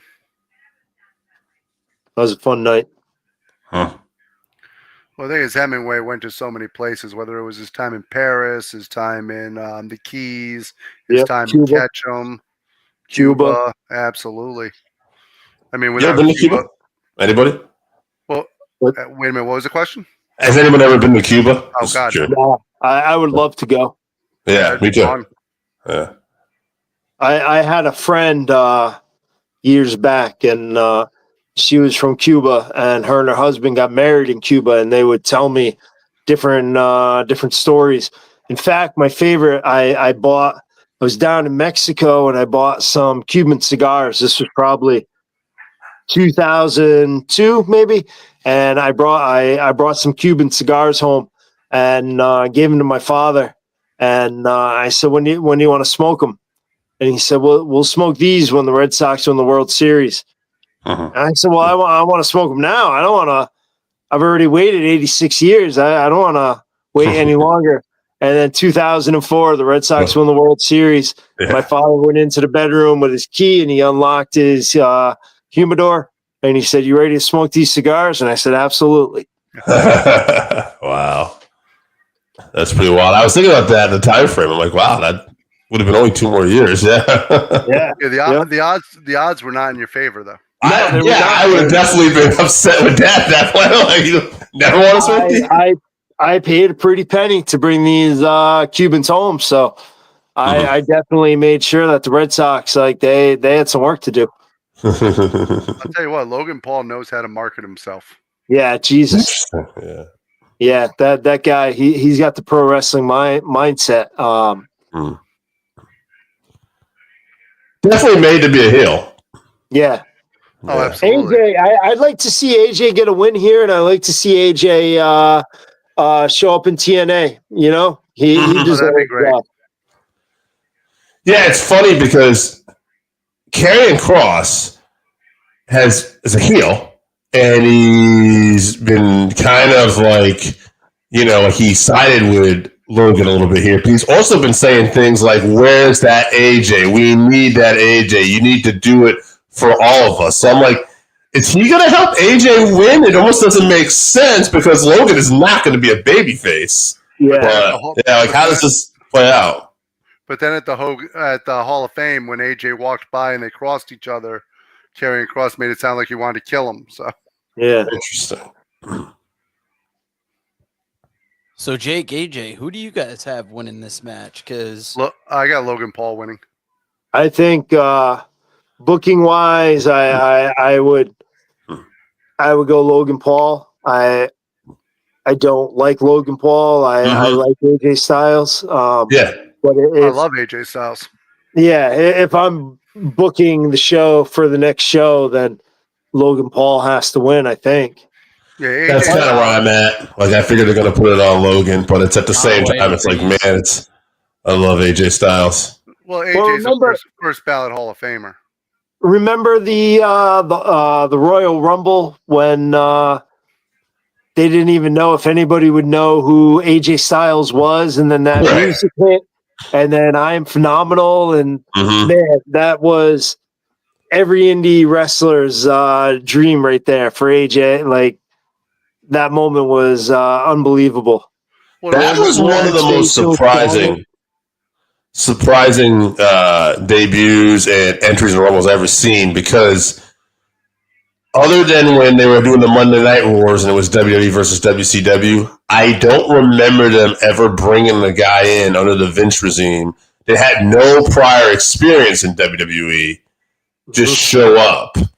But they did, and it worked out. And AJ Styles was one of the few guys they had beat Cena, take the title, and, you know, for whatever reason, AJ is one of those guys that got a good push, despite, you know, Vince not necessarily usually pushing guys like AJ. Other than Rey Mysterio, he's also one of the few guys left to have wrestled in WCW, TNA, and WWE. Did Rey ever wrestle in TNA?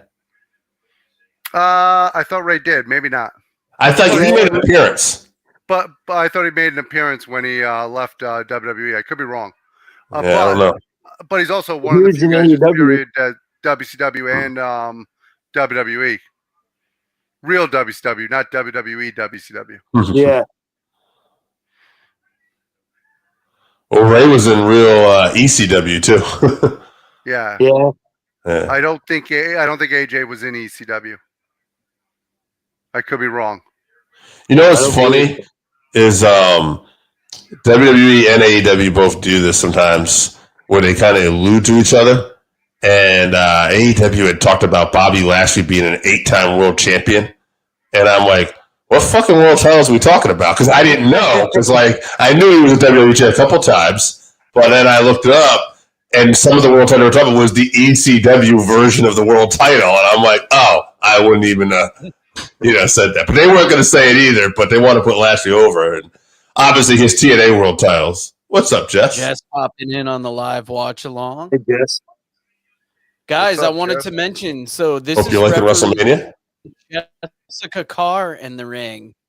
And Dave, you missed this a couple weeks ago, but she made her in-ring debut on Evolve. Did she? Mask. If only somebody in our text chain had brought that up. You brought that up. She was under a mask, though? Yes, she does wrestle Yeah, under a mask and Evolve. Yeah, she What did she debuted. go I by? can't remember the name. Something that starts with a K. AJ, how have you been liking Evolve? Because Dave hasn't been watching it much. I can find it to be a tough Evolve. watch, but I like keeping with it. I love watching it. I love seeing these young. I like it better than LFG. That's I like it. Well, the reason why I like the Evolve is you're seeing a lot of the people from our local independent scene, some of the ID talent. You're seeing guys who actually can work that are learning to work the WWE style, and it's fun. You're getting to watch them evolve. Jess, Randy, if you're still out there, what's been your favorite moment of the last two nights, by the way? I think Jake just stepped out. Maybe he wants to add back in. No, Jake, you ready back? You all right to go back in, Jake?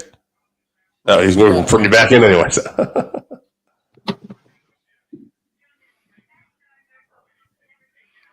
She's wrestling as Kalix with a K.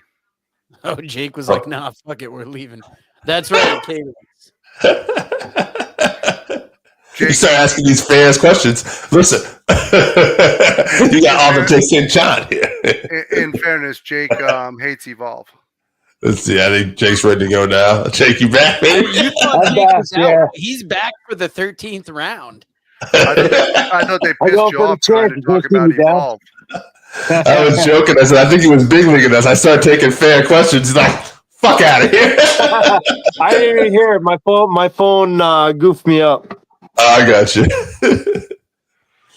Oh, man. This is, what's so wild is that everything going on, we talked about, it's not even like faze me that we have a TNA legend in the ring, TNA Hall of Famer basically wrestling Logan Paul at WrestleMania. Well, not just a TNA Hall of Famer, he's an actual, just all-around Hall of Famer. Yeah. I think that we should take a moment and tell Jesse and Jess and Randy where they can get the 13th round. You can get the 13th round at 6 Foot Swells Press. You can get it at bookshop.org or at Barnes & Noble. Those are the places, bookshop.org and Barnes & Noble are where I'm really pushing the 13th round, social moral reasons, but you can get it up on Amazon as well. You can contact me and I can get you a copy as well. But those are the places, bookshop.org, Barnes & Noble, and Amazon. Jake was telling me earlier. Send us a link and we will include that in our social media and when I clip those poems for him so we can help push his book because we like helping anytime an author works with us and especially, somebody we've known for so long. Yeah, I always I appreciate you guys always giving me time to talk about the writing. It's always appreciated. I like that bookshop.com because they actually give back to local bookstores, guys. So if you love local bookstores like I do, that's the one I recommend. Yep. Yeah, it was a fun process working with Todd Cirillo, and Todd is one of my all-time favorite poets. Matt Amott, one of my all-time. He's artist, poet, musician from Oregon. I like to brag that I've got the largest Matt Amott art collection on the East Coast, but Julie Valin, Todd Cirillo, Matt Amott, they really knocked it out of the park with the 13th round. And the St. John's Boxing Club photo is an actual gym out in Oregon. And maybe I'll show up someday and make sure they're training the right way. I was wondering about that because I saw that on the top part there, and I wasn't sure if it was just a graphic you had made.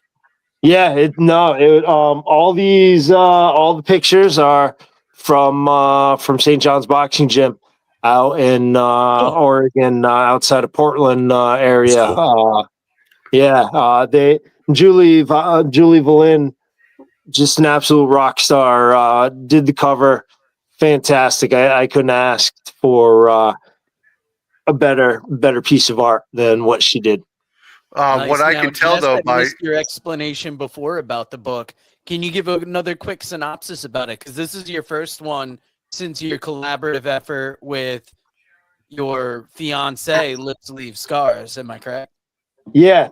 So this book is not that it's more honest, but it's not a book that I could have written 10 years ago. I don't know that I had the I don't know that I was able to be humble enough to write the book. I don't know if my ego would have contained it to write the book, but it really is a book about being middle-aged and crazy. It's a book about having kids, having dirty laundry, having dogs, and just trying to have a good time as well. It's a very honest book. I look back at my time growing up in Jewett City and Griswold. I look back at my time through high school and my younger years through college, and it's just I do feel like I left my veins out on the page for this collection. Nice. And Jake is a poet, so it's a collection of poems. All his poem books are great. He's not a poet. He's the baddest poet laureate on the planet. I got you, Jake. I don't know why they keep down talking you. Baddest poet laureate on the planet. Although I will tell you, you might be surprised by Dave's art collection. He's a huge art collector, so he might have you beat on that side. All right. Most of his is that. Jake's most work, of his but is I think dogs playing Nightful of poker. Diamonds was my favorite. It gave me that Willie Nelson vibe on the front. Which one? What's that? I didn't hear you. What'd you say? Oh, I said Nightful of Diamonds was probably my favorite recent book that you had done. But of course, I like everything that you've written. Nightful of Diamonds was a riff on the Grateful Dead's Nightfall of Diamonds album, recorded in New York. Is it at every Barnes & Noble? What's that? Is your book at every Barnes & Noble? That book is, I know it's on Amazon. It's probably on Barnes & Noble if you look for it, sure. Yeah. Fucking better be, at least. That's right. I found it online. I don't know if it'd be actually in stores. If not, let's boycott. Yeah. We'll interrupt some matches. No Blaze doesn't get any of my money anymore. I'll tell you what, you can say what you want about Mr. Paul. However, he's given it all he's got in there. He's a great athlete. He obviously loves the sport because it's not something he has to do. God bless him. The two of these guys are having a killer match. Yeah. So this is random. I'm going to ask some. All right. Anyone in the comments can answer this too. But I'll start with you, Jake, just because we don't get to talk as much. When I say, what are some of your favorite wrestling matches? What pops in your head? The match that brought me back into professional wrestling, as you know, I was head and heels overboard in the Monday Night Raw, Monday Night Wars. But then early 2000s, Ruthless Aggression, I kind of fell out of not that I fell out of love with professional wrestling, but I wasn't.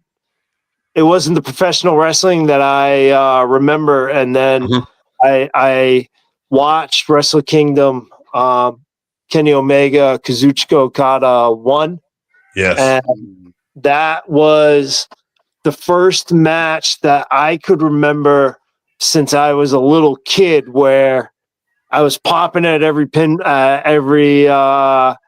attempt, near fall. I was admiring how real it all was. I felt like I was watching a heavyweight boxing match, and I didn't know who was going to win that match, and that brought me right back into professional wrestling. And since then, I it was like finding my childhood all over again. I asked because, I mean, with Brett and Austin being the first match going in the Hall of Fame, I just started thinking of some great matches. And for me, I guess, I don't even know if I'd say it's my all-time favorite. I mention it a lot, but one that keeps popping up, I always mention it, is like Flair Funk, I Quit match, 1989, Clash of Champions. Just because, again, Terry in particular, and no offense to Rick, who's a legend, but Terry just draws you in. I still can hear it in my head where he's getting ready to like power drive him. He's hitting on the back of his head. He's like, "You remember your neck, Flair?" It's just like, God, that was so good. Funk is. I did the interview with One Poet, One Poem the other day with Scott. He's an old school fan, and I was telling him, Terry Funk gets credit for being one of the all-time greats, but Terry Funk doesn't get the credit for being one of the all-time greats. Yeah. That guy, like, you talk to wrestling fans and Terry Funk, they love him. But when you look back, and top guy in the 70s, top guy in the 80s, top guy in the 90s, 2000 ECW, he did it all, and he didn't need the corporation behind him. He was good enough to be Terry Funk and not need the promotion behind him. I say that with my Dusty Sucks Eggs t-shirt upstairs.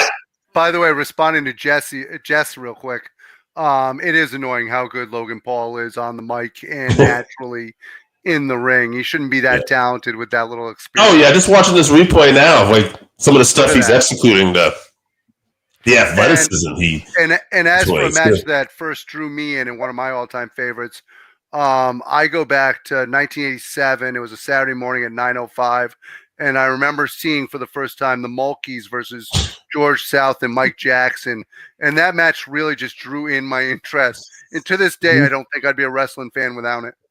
I heard that was they had Brett and Steve Austin for WrestleMania match, the first one. That was the second one. They weren't sure what they were going to go with. I remember it because the only time I ever saw the Mulkeys go over, and quite frankly, they deserved it. That's why you're a broadcast journalist. I mean, the match that stood out for me, I'm going to go Wrestle Kingdom 9, where it was Nakamura versus Okada, I believe. Yeah. And that was a time that I was just getting back into wrestling, and just that New Japan style blew me away. And then seeing how all out they went, I really enjoyed that. So on a serious note, this is probably not going to be the most popular answer, but me and Dave at one point were roommates, and we were living above a body shop, and we were watching WrestleMania, and it was the triple threat where Benoit finally wins the world title in the WWE. And I remember hitting my knees and actually having tears in my eyes because I was so happy for Chris Benoit in that moment. And when wrestling can draw emotion out of you like that, that is something that keeps you. And I know it's not necessarily my favorite time of wrestling with the Ruthless Aggression, but that match just drew out so much emotion and to see somebody get what they deserved in that moment. There's a match even before that where Benoit didn't win the world title. It was on Royal Rumble, the one in Boston, I want to say. It might have been 2001, but 2000. But he wrestled Kurt Angle, and they just had so many counters, and they were wrestling, just like an amateur style into a brawl, and it just kept going. And I remember being like, that is a hell of a match. Like, even now, I'd have to put that as one of my best matches when I start thinking of like great matches of all time. Yeah. And it is interesting. It's funny too. Like we were talking about Eddie Guerrero before too, and Terry Funk, and I actually stumbled upon a match on WCW Saturday Night, I think from '89, where there's a very, very young Eddie Guerrero in the ring with Terry Funk. And Terry talks about his book. They wanted him to eat up Eddie, and he was like, "No." He's like, "This guy's got some talent. We're not going to do that."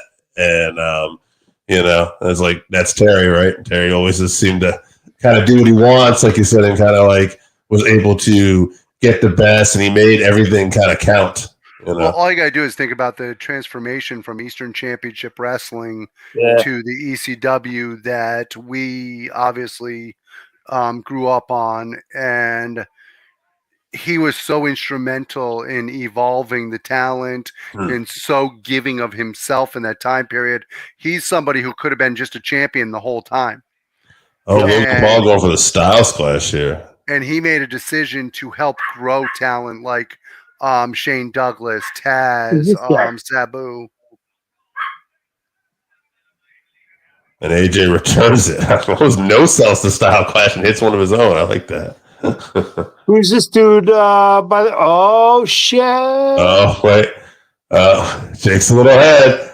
This is one of those Logan Paul. It's Mr. Beast. That's Mr. Beast. No, it's not Mr. Beast. Not Mr. Beast. That's Mr. Crosso. If it was Mr. Beast, I was going to ask for a refund. I ate at his restaurant in New Jersey. And it was one of the worst things I've ever had. Shit. Mr. Beast has a restaurant? Yeah, he's got a hamburger place in frickin' the American Dream. And it is literally one of the worst hamburgers I've ever had in my life. Oh, so this is it. Karrion Kross is handed to AJ. You do it right in front of the ref. She's watching. Yeah, no. Remember a couple of years ago when Karrion Kross had that great video come out with Kevin Sullivan? And it was like a one-off video, and it was just like, it looked like it was really leading to something. This is where you can tell that Jake's a good person, because I'd be making predictions based on the amount of time I'm ahead.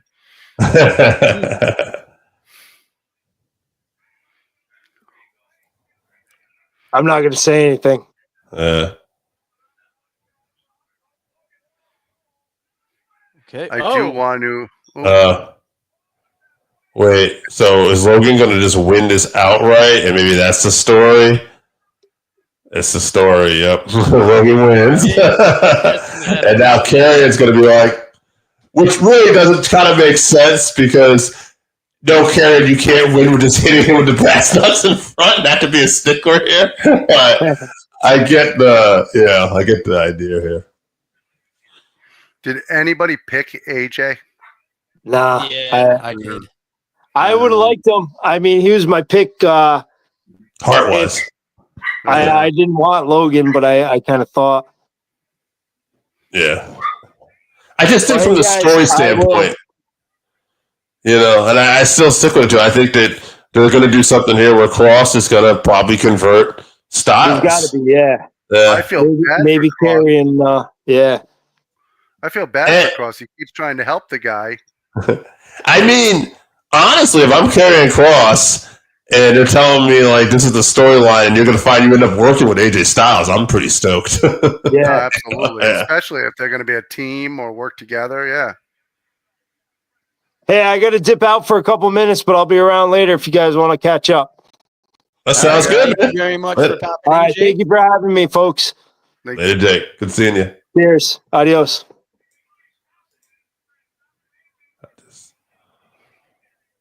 All right.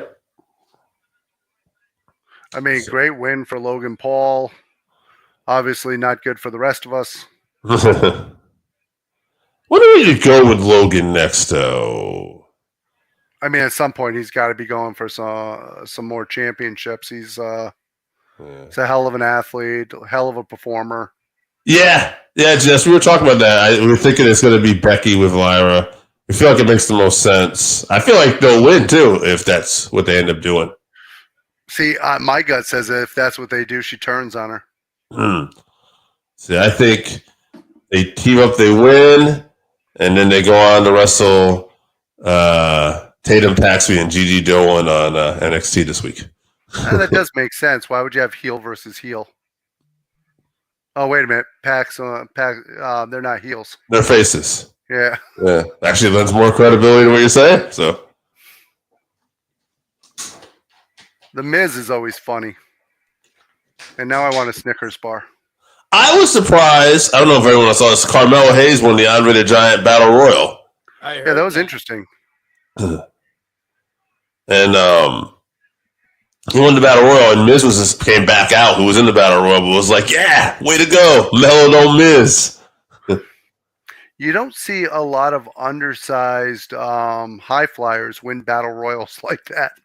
That's why I thought Ray Phoenix might actually end up being the one who won that too. But it got that. He was one of the final three. They should have brought Omos back for it.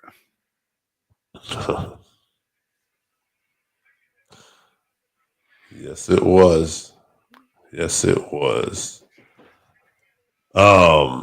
thought it was a great match. I thought they killed it.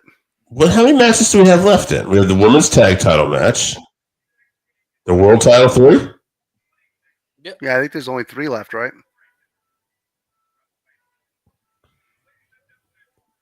So what am I forgetting here? Women's world tag title. World title. There is one we're forgetting. Unless there's not. No, there's only an hour and a half left. So what is it? It's the tag match, Cody Rhodes. I think there's only 2. Yeah, we're down to 2 now. Yeah, with because AJ Styles and Logan Paul would have been the 3rd. Oh, okay. So if it is Becky Lynch, you're predicting Becky and Lyra win the tag titles? Yes. All right, I'm going to stick with my prediction that they don't win. Let's see. I'm just double checking on things. Yeah, it's only 2 left. Okay. So no, I'm saying they win the tag titles. Let's see here. Oh, the People's Champ is there. Vanessa Hudgens is at every wrestling event.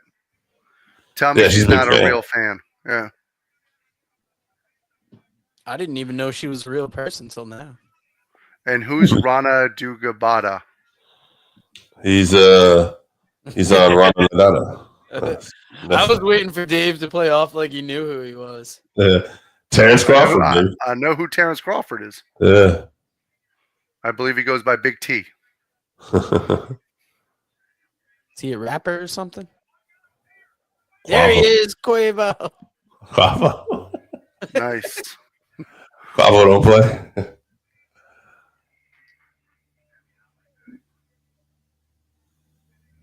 I like the old school Steve Austin T-shirt, though. That's cool. Well, let's find out, Jess. Let's see if it is Becky Lynch. Because I got to feel that match is coming next, right? We're not closing. I mean, you talking about big time Becks? 2 young Irish lasses just trying to get a job done. So now that we're near the end of night 2, which night do you think kind of was better? We'll have to see the. I was going to say it's hard to call that without the main event. Yeah, because it was the main event last night that really would have changed. I would pick last night because of last night's main event and everything that happened. I mean, I've enjoyed both nights. I did enjoy Jey Uso winning. That was the other thing, right? So it's got that too. But I also enjoyed Dom winning. So yes, I didn't see that one coming. Even though I could have seen it, it still surprised me. Yeah, I told you, my WrestleMania God. is one of those events where the event sometimes is like the focal point of everything. It's interesting that Live Alcare is even in this position. She could be a two champ. Two belts, Lyra. Yeah. So Jess, this has been her favorite night. What about you, Joe? I don't know. I thought night one was way more stacked, but that Joe Hendry appearance. Oh, right. That was good. The Joe Hendry was huge. That was a generally great surprise, too. I think people legitimately love Liv Morgan. I almost, I think it's Becky, but I almost want someone I'm not expecting. You know? Yeah, who's going to be the woman to debut? Let's get another TNA talent, Masa Slamovich out here. That would be some shit. Right. Roxanne Perez. Roxanne Perez. Ooh, that's wouldn't really go with her character, but yeah. No.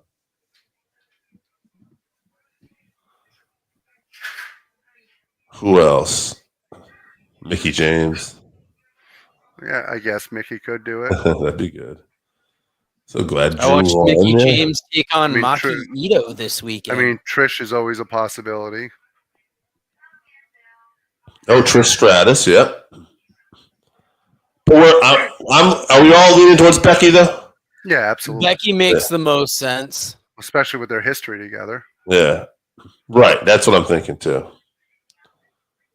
Lyra doesn't really have any other history with anyone, so.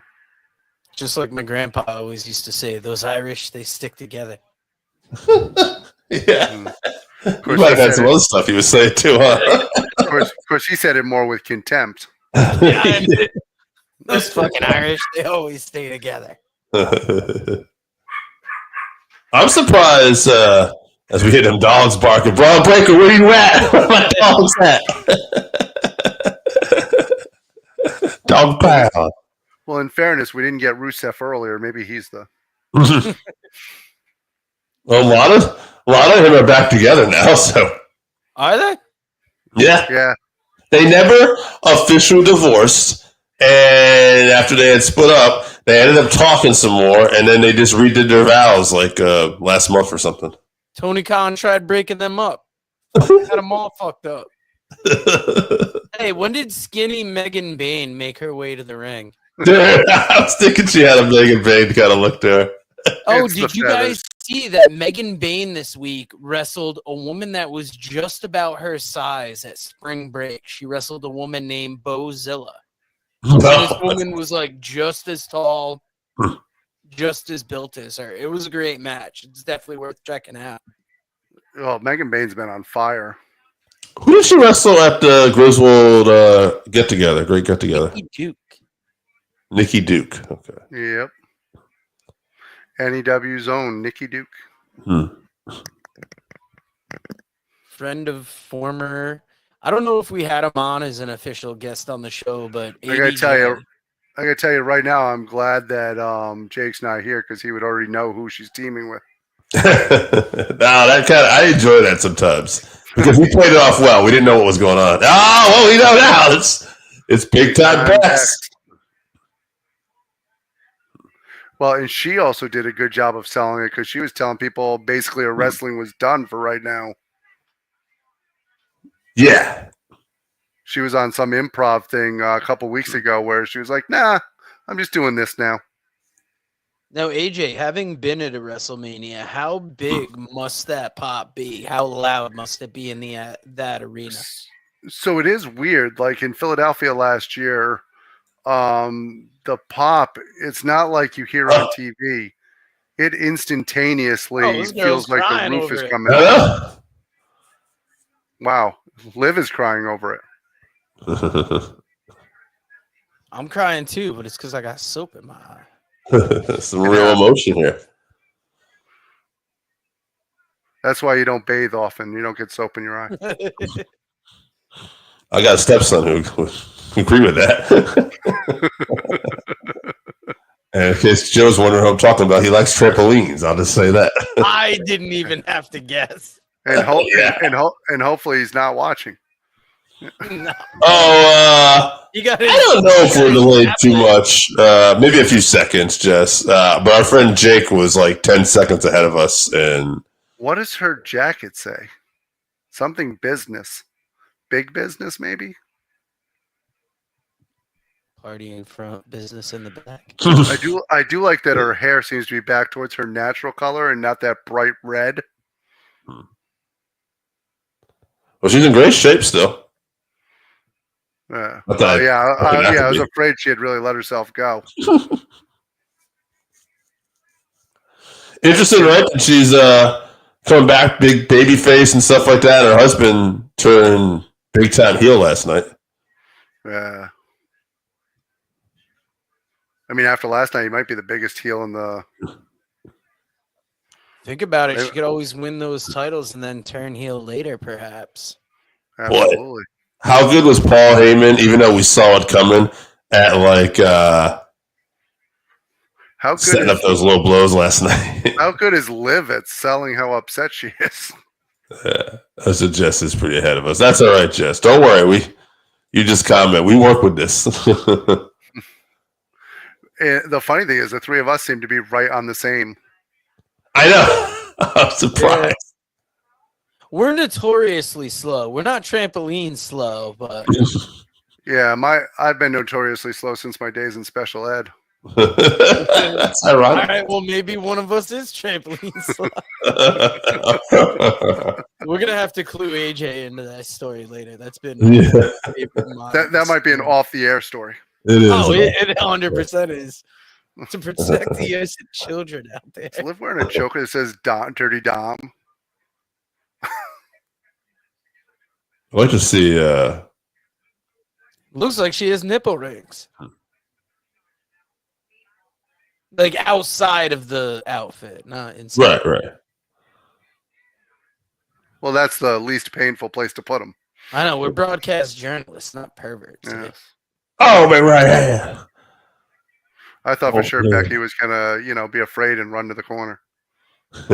She's gonna take that Irish anger out on this young Latin woman's face. Oh, turn it into a choke. That was a good recovery there. I like that. Yeah. Recovery. Let me tell you something. When you're in the ring, sometimes it's very hard to recover.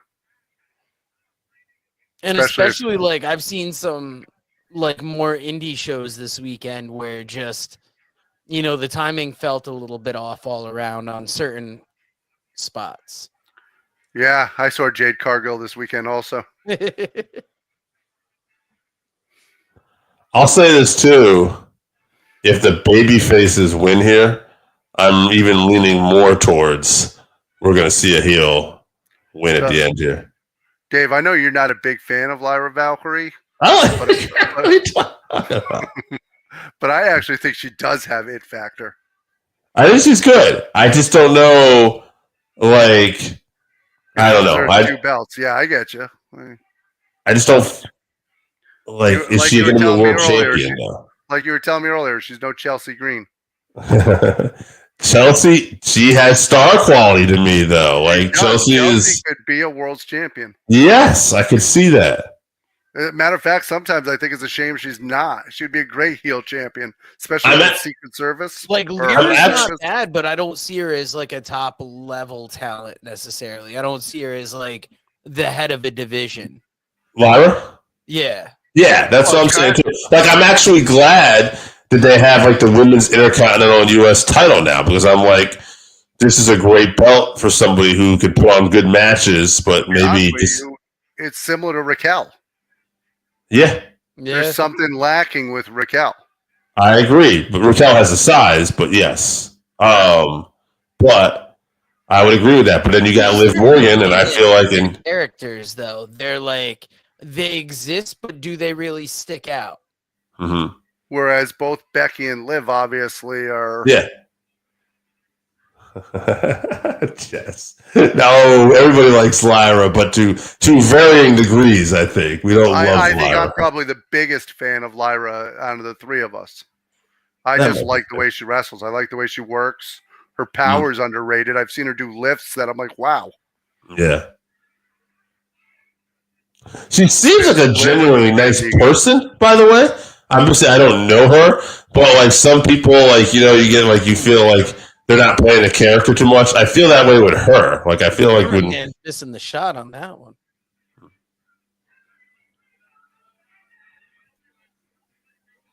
Like, what's her name on the independent scene? Kylie Ray. Like, whenever she talks, it's like, oh, she seems like a real, genuinely nice person, too. Yeah, but then she makes up stuff about Chris Jericho, and you're like, what the hell? I don't remember her doing that. She's the one that's been featured a lot. She's the one why she left. Too. What about Evolve? She's been on Evolve? Yeah, she's been featured on there. Yeah. Kind of had a little ongoing thing with Wendy Chu. Mm-hmm. I don't remember the story with Jericho, though. What was that? It was weird. He invited her up to his hotel room, and then that's why she quickly left AEW. And there was she didn't say that. Wasn't it someone else and she hearted it or something? Yeah, I feel like she hasn't directly commented on it. I believe there's an NDA involved, but she might have hearted a comment or something. There was some tangential thing about and she sent out a tweet afterwards because somebody had asked about it, and she said, and all she put was, man abuses his position of power to sexually harass women, a tale as old as time. I pray for a better future. Okay. Well, there's probably an NDA about it, I guess is what you're saying. There's probably something to the story, but which is why at this point I'm going to say allegedly. Yeah, well, it's good to have we can comment on it, with that. Yeah. But she always seems like a really nice person, though. No, absolutely. So does Will Nightingale, by the way, another one. No, 100%. Yeah. Now, Kylie Ray, does that feel like a Bailey 2.0 to anybody with that character? Yes, but Hugger Bailey. We say Hugger Bailey around these parts. That's what I said. Hugger. What I said.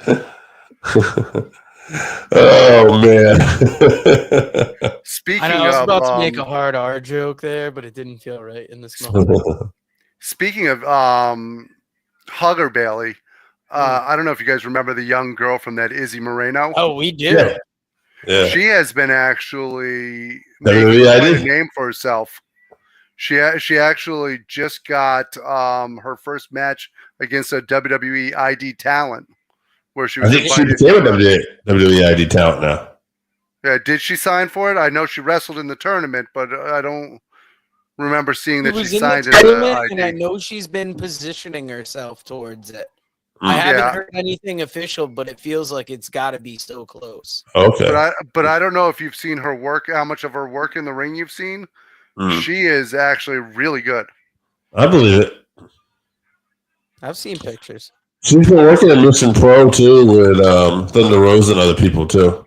Yeah, that's where she actually got her start, was in Mission Pro. Yeah. So which is impressive in its own right that a young girl goes to Mission Pro, which is in Texas, when she's from Florida. Mm-hmm. Well, I think her family just, God bless them, supported her and got behind that dream fast. Yeah. I mean, we've heard about it with other talents. Dave, wasn't it when you talked to Amber Nova? She traveled to Florida from someplace else to wrestle. I feel like Shauna Reed might have been something similar. Yeah. You know who, unrelated, but just had their first match the other day too this weekend, was Brody Lee Jr. Where? Yeah, what's he, 20 now? I don't think he's that old. No, he's been training, actually, I kid. He's been training down in the Heart Dungeon. Yeah, Natalie's been helping train Natalie and Tyson Kidd. I think even some of the Nightmare Factory. I think he's been very fortunate. How a lot of people. There's actually footage of him working with Liv. There's footage of him working with Natty, working with a lot of the wrestlers that are. Another one that's in there a lot is B-Fab. His father was so beloved. I think people just really want to help this kid. Yeah. Yeah. Well, especially losing a parent that young. Oh, look at that. It's great to see the way the community is kind of rallied around him. Well, the wrestling community has a tendency of being very supportive of each other. Lyra with the save. And now. I feel like Tessa Blanchard is the only one that the wrestling community hasn't rallied around. Nope. Ladies, let's support each other. Nice things happen. Although she has gotten another chance here in TNA, and she's been doing really well. Yeah. Oh, big boots to the face by Liv. Yeah, I mean, she might have done some shitty things, but I mean, manhandle slam. Especially in the business, she deserves a second chance, right? We got new champs. Well, you also grow, you mature. That's Lyra did it. I mean, let's face it, she had a 50-50 chance of being an asshole like her father. Speaking of, Jess was a little bit ahead. We appreciate that, Jess, but you're welcome to comment. All right, somebody's been ruining it for us all night, so it's fine. Oh, wow. Look at her. 2 belts, Lyra. 2 belts, Lyra. Oh, at what point is Becky Lynch going to get jealous of that other belt? I don't think Becky Lynch would ever be jealous of the Intercontinental title. No, but I mean, it is a storyline to turn her heel. Oh, absolutely. Even if she doesn't go for it, why are you so special? I think the story's Bayley. You think it's Bayley? I think Bayley will end up going after Lyra, and I thought Bayley was going to turn on Lyra this weekend with the original match. Yeah, she already going to come team with Lyra after that. Yeah, Becky. Remember, Bayley already had that moment where she hesitated and didn't want to shake her hand at the end of the match. Okay, I was about to say Izzy. Could be. That'd be great. Bayley and Izzy versus these two. Mercedes. I don't think she's in a contract, but just got a classy message from Mr. St. John saying thank you for having us on. Oh, nice. I sent him back. It'll be the last time. Go fuck yourself. No, I'm kidding. No, I was glad it worked out this way because when I was talking WrestleMania watch along, I had threw it out to him today. Hey, we're doing this tonight. I don't know if you want to come on and talk about the book. And then when Dave said you were interested in coming on, I'm like, it's the perfect chance to not only have on AJ Strange Brew, but I know you really wanted to be a part of us talking about his book and helping promote it. So, Jess, we were talking about this. I originally thought Cody was keeping it, but after seeing John Cena get laid out twice, I feel like, I don't know, Cody just has too much momentum, so I think they're going to screw him out of it. I think Seth is going to be involved somehow, and it's going to cost Cody, and Seth is going to be on Team Rock. I think The Rock is going to still show up tonight, too. I was about to ask, is The Rock going to get involved tonight? I know he said he was in Hawaii, but I don't believe him. Damn it, now I want a drumstick, too. Drums look pretty damn good. Shit, I feel spoiled. I got fucking 8 drumsticks in the freezer ready to get mowed down. Damn. And it is your favorite holiday, 420. And Easter. Easter Bunny came in. It's funny. I took the night off from work and people were like, oh, you're taking off Easter. I was like, yeah, that's what I'm doing. Yeah. It almost sounds more respectable than taking it off for WrestleMania, right? Yeah. I mean, I had people asking me how WrestleMania was last night. Well, my actual response when they said that was, oh, when's Easter? Dude. My girlfriend, who is a sweetheart, as we all know, but she's like, she asked me, because I told her, I said, all right, I said, that's fine. I said, you have Easter dinner, but I got to be done around 6. I got to be headed home. I got to be here for 6:30. I got to prep for the pod. And she's like, I got to time my Easter dinner out around WrestleMania? I said, yeah. So I'm going to take it one step. In a healthy relationship, and that was her response. He let her down in that moment. It's funny because it brought her back. She was like, when we were friends and when we were younger, and before we ever dated, we were just friends and we'd hang out. And she'd ask me to do things. And generally, I'd always just say yes because I adored her. But there was one time I was like, man, I'd really love to go. But see, it's WrestleMania this weekend. I guess we were in our 20s. And she was like, I was like, yep. I'm going to take it one step further. So not only was it Easter here, it's also my sister-in-law's birthday today. So we did Easter, celebrated the birthday, and my wife, who's a saint, got me here on time to do the show with both of those things. I believe you. I also think she might be right there. So shout out, girl.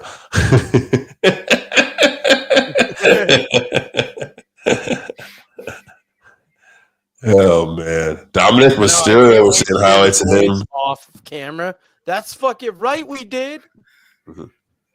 Joe Hendry getting RKO'd. Oh, I would have liked to have seen what the reaction of that crowd was when Joe Hendry came out. I think India that they probably came out of their confused seats. Yeah, India's not sure what they're watching. They're like, "Oh, where's the great Khali?" And why is there that one empty seat?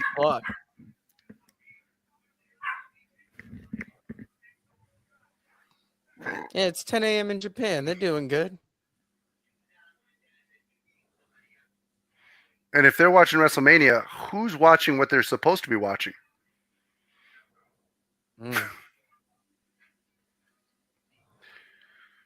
So are you guys mentally prepared for John Cena's final WrestleMania? I mean, this is a good chunk of your life. All right. John Cena WrestleMania. Oh, by the way, here's Steve Austin. Oh yeah. Oh, is this the Hall of Fame? It might be. Nah, I don't know. They did that last night. They did, but I don't see them and they didn't give him an entrance like this just to himself. Right. He's even going to introduce the match. Maybe he'll be on commentary for it.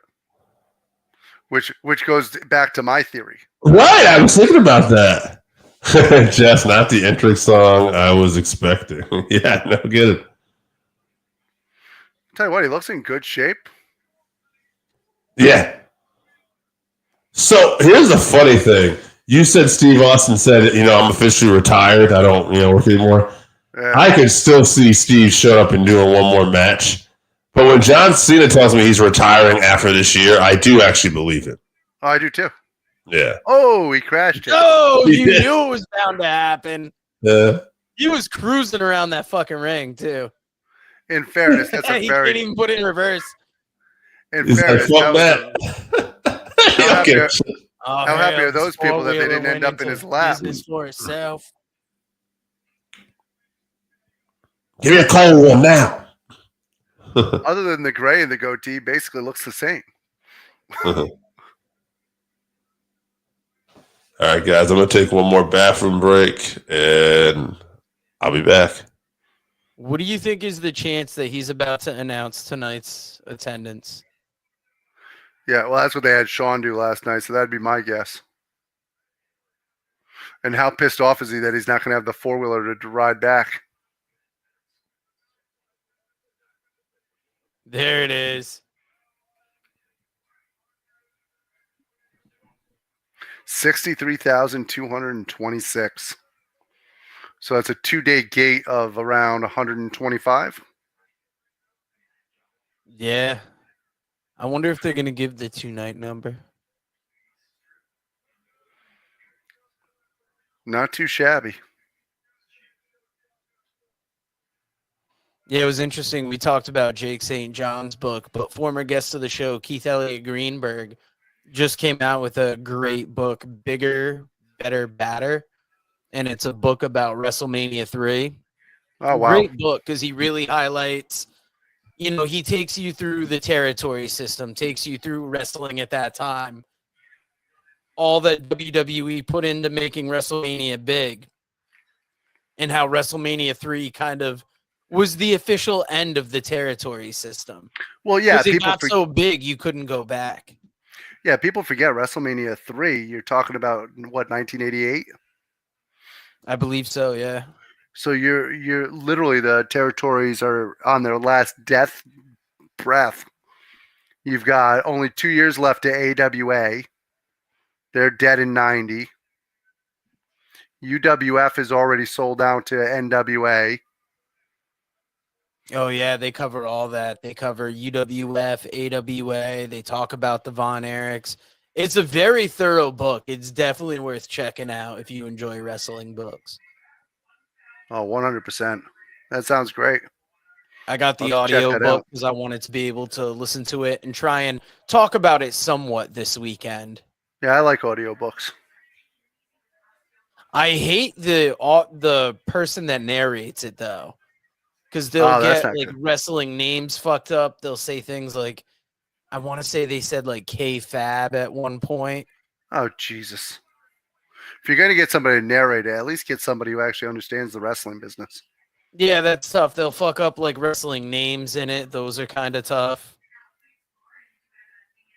But I mean, overall, the work is there. Like, I don't know if you saw that or not. Dave interviewed Keith, that Keith was talking about that being his next book. I don't know if you saw that or not, but the guy tossing in the beers to Austin, one of them hit the ring post. Oh, I didn't check that. It bounced back almost to like where the announcers are. I liked it as I was getting off. I heard Joe go, "What do you think the odds are?" He's just here to announce the attendance, and I'm like, shit, that's probably it. And then before I even make it to the bathroom, he's like, "I'm here to announce the attendance." I'm like, motherfucker. I don't know if you noticed or not, for legal purposes, they were over there checking on the people that Austin almost crashed his motorcycle into. Yeah, because he was tooling around that ring and he like ran into that barrier. Oh, that's right, Dave. Dave was in the bathroom for I saw that. Yeah. Oh, you did see him crash it? Oh, yeah. Yeah, I saw that. Oh, you know, Dave, he's got TVs in every room. He's not even taking a piss without seeing Wrestlemania. It's like a Rugas back in the day. I got. He put it on his phone so he didn't have to miss a thing walking to the bathroom. I know what's up. I bet he made a short while he was in the bathroom. I did not make another short today. I actually just did a few shorts before tonight, but I haven't done any WrestleMania shorts tonight. Have you I know one of your shorts ruined WrestleMania for me last night. I was a little bit behind. I found out Jey Uso won that title a little bit. I was wondering about you because I wasn't even planning on doing a lot. And I'm like, but if Uso wins, I'm doing that one. I'm like, I was pretty damn close with my math. It was 124,693. That's not bad. I guessed 125. I was right there. Okay, interesting. Pat McAfee show gonna have John Cena and Paul Heyman. Is that a little foreshadowing for this main event? Could be. They're also gonna have a goofy guy that looks like Michael Cole.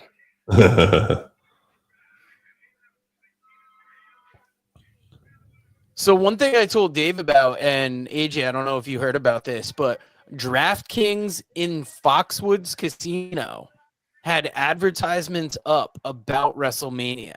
I think they're showing it in the sports book there. Yeah, because you can bet on it, so they show it. Match presented by Drumstick. Literally, if you place a bet, you can watch it, I believe. If you take any one of their prop bets or... Just hates that Cody's going to lose. I get that.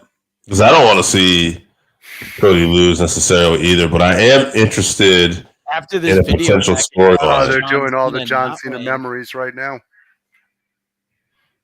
Well, this is like they did with Punk last night, like for the video where they had Punk. They were looking at all his like memories and stuff. Yeah, but the difference is even though Punk's in the main event there, it's not his last WrestleMania, whereas John Cena has literally been the wrestler of this generation. And whether we realize it or not, this is a historic moment, him saying goodbye, even though he might not be our favorite. That was such a good Punk video package last night. I liked it because a band I actually listened to had a song featured on there. Yeah. So it's always great to hear that. I just think it'd be nice to finally not have to hear the name Ric Flair after tonight. Is that Kill Switch Engage, by the way? No, it was Machine Head. I believe the song was Sail Into the Black. Okay. Obviously, he had it Living Color play him to the ring, too. Yeah, that was great to see. Yeah, that was awesome. I guess I heard when they first came out. I think it was on Meltzer. Brian Alvarez had the story. They literally just happened to be in town playing Vegas for this weekend. And so they asked, hey, you want to play me out while you're there? So I thought that was pretty cool. That's cool. But aren't you guys excited to never have to hear the name Ric Flair again? Yeah, dude, I heard you say that. Obviously, we're all going to still talk about Flair, but... Well, we'll still talk about Flair because Charlotte's got, 14 of them? We'll still hear about Flair, but I don't know. I feel like in the last few years, Flair has just done such a damage to his reputation. And Cena in this moment could really I don't think we're going to hear about Flair less, but this is just going to elevate Cena almost. Well, if you notice, above as that close Flair as level. as close as him and Triple H have been, Flair wasn't at the Hall of Fame. Yeah, he doesn't have that AEW contract anymore, correct? But I don't believe so. But he also didn't even get a real big thank you. Like he got mentioned, hey, you know, I think Rick's the greatest of all time. Mentioned Evolution, told the story about the back seats or whatever. But there was no emotional. I was driving and I had the Luger speech on, and I wanted to ask, did he thank Sting? He did not. That's weird. That was weird. DDP did do a good job with the intro, though. But I'm sure he can speak. The only thing I can think about with Luger is that maybe he was asked not to mention Sting. It had to be. Because, especially given the place that Luger is in nowadays, where he's genuinely happy and grateful, I'm sure he privately talked to Sting, thanked him for everything. Probably even said, like, hey, I can't mention you on this broadcast. It's no disrespect. Yeah, you know they hate you. You ain't shit. They'll take away my wheelchair. I'll have to walk out. Well, it's one of those weird things where, like, WWE and AEW don't, take a lot of direct shots at each other. But something like that, I'm sure that it was not something that Tony Khan would want to clear. Well, the funny thing is with Luger, they had a plan for him to do a longer walk, but apparently he took a fall from an Uber the day before. Really? Yeah. That's what he was talking about. I heard him say something about Uber. Yeah, originally the plan was for him to do this long emotional walk. That's a pretty cool shirt. That is a cool shirt. I did hear something about Flair was looking much older this weekend too. Like he's starting to show his age even more. Yeah, unfortunately, the next sentence that involves Flair might be, hey, did you guys hear Flair passed away? It is lame. What I meant by good, I was actually being sarcastic. I agree 100%. This is very low key for Cena. I mean, yeah, I was actually just checking, but I was like, if by looking at this entrance and everything like that, I almost wonder if he had different music for a second. I mean, it does go with what he's been doing. With the regular theme. I do like that sign, Joe Henry versus Cena. We almost got that. They're both on the same card. And like you were saying earlier, AJ, I mean, how much time does Flair really have left, considering how he takes care of himself from what we hear? Well, he was told to never drink again. He's clearly given up that. Hey, what was the relationship with Fred Ottman and Dusty Rhodes? Was Fred married to Dusty's sister? Brother-in-law, yep. Okay. So the young man, the man that you saw in the Hall of you didn't see it. I did see that part. Oh, you did see it. So the guy, not John Tenta's family, but his son that was with him would be Cody's cousin. That's what I was thinking. Yeah. It was interesting because non-Asian child. Yes. So Cody always talked about in the story of the Shockmaster, he'd be like, is that Uncle Fred? And then last night, some of Tenta's family referred to Fred as Uncle Fred as well. But that was a friend, Uncle Fred. Yeah, a friend, Uncle. But that says a lot to me. That means to me Fred Ottman has stayed in their lives. Yeah, no, he's definitely a good dude. I mean, yeah, like that's a good dude right there. Yeah. You know, and they call him Uncle Fred still. Like that's cool. Earthquake was. What's that? Especially how good a guy Earthquake. Oh yeah. Yeah, they were best buds apparently, like out of the ring too. They got along real well. Well, I don't know if you caught the part. His daughter said that she's actually started training. Yeah, Tenta's daughter, yeah. She had some good size to her. She looked pretty tall. Yeah. Oh, here you go. That's some motorcycles here. Whoa, way. Dirt bikes. Doing a little Evil Knievel action.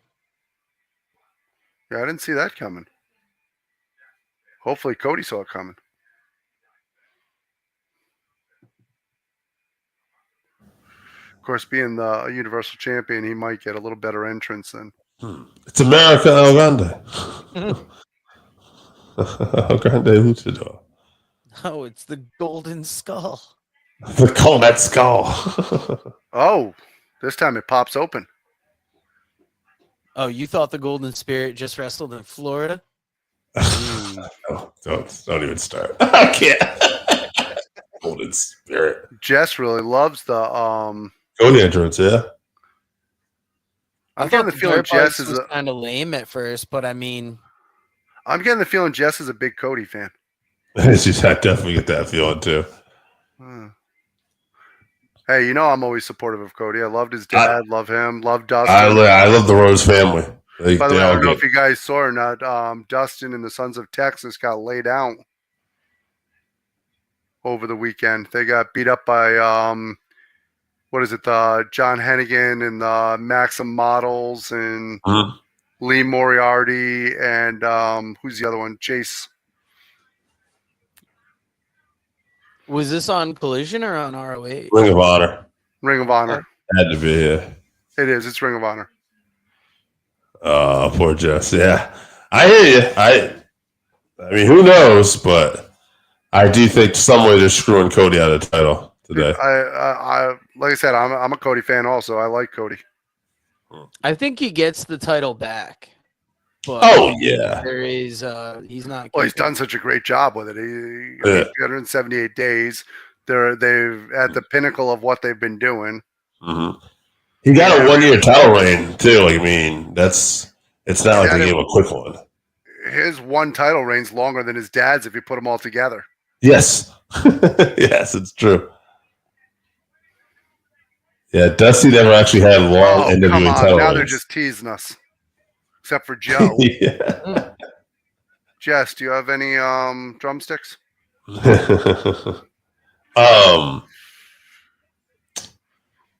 I thought I saw Fred Ottman there for a minute. Uncle Fred, what you doing out there doing drumsticks? Like Uncle Fred. Uncle Fred hungry. Oh, there's Brandy. Yeah. Oh. How's she going to hear her dad lose? Sorry, that was cold. That's bad. Oh, there's Michelle, Mama too. Rose. Yeah. Mama Rhodes. And his sister there. Yeah. Yeah. We all wish we had drumsticks tonight. Oh, jorts.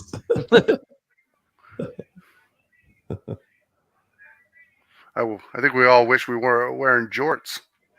Interesting shot here. Little drone shot going on. I should have wore my Cody tights.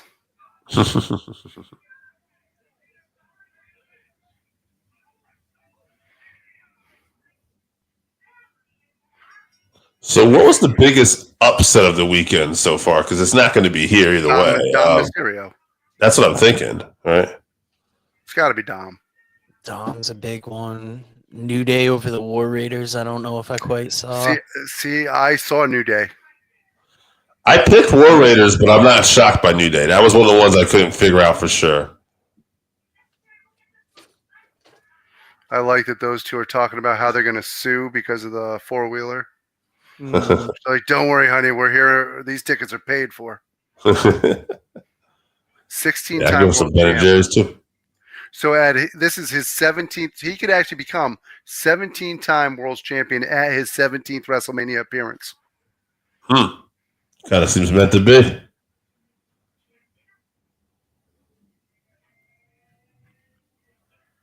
I don't know why. For some reason, what they're doing right now almost looks like the video game. Right. I can see that. Well, it's that similar thing that UFC does where they use that like ultra high definition camera. I think it's like a 4K camera. And they get in the ring and it just makes it look like beyond. They say it makes it look beyond real, but it almost looks like artificial the way it's done. It does. It looks like I said, like a video game.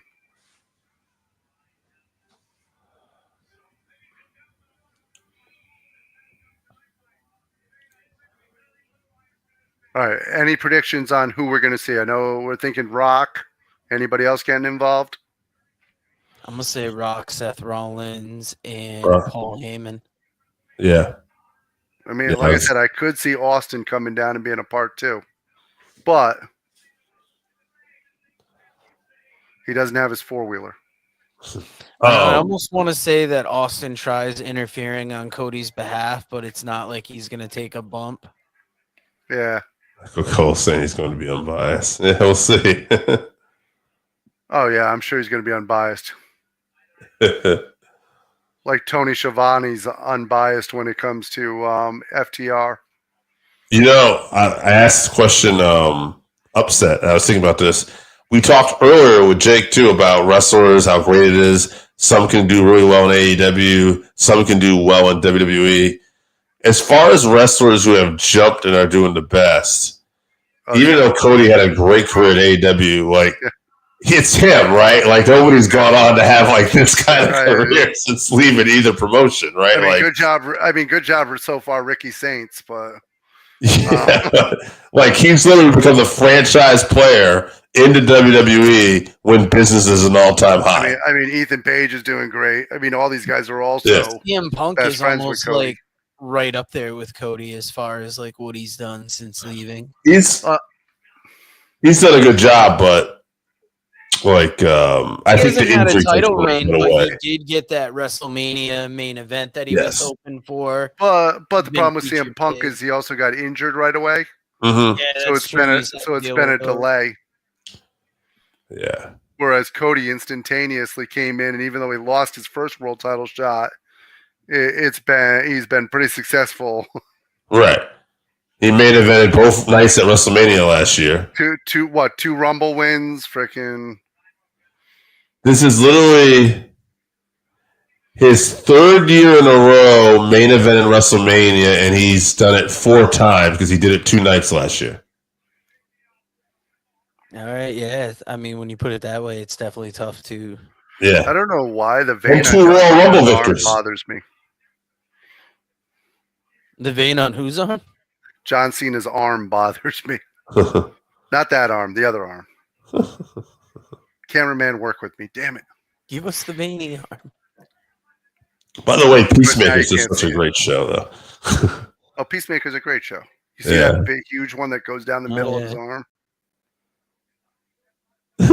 I think it's because his arms. I think it's because his arms are a little smaller than they used to be. So now that vein, God, that vein goes from like his shoulder down his arm. Almost looks like a surgical scar. So. But you see now why it was bothering me. That thing stands out more than his bald spot. Which is saying something. Oh man, I thought Cody was going to actually rub his bald spot there for a second. That'd been hilarious. I actually saw a video the other day where they were like the difference between Hollywood and the WWE, and it showed him with the hairpiece on for Peacemaker.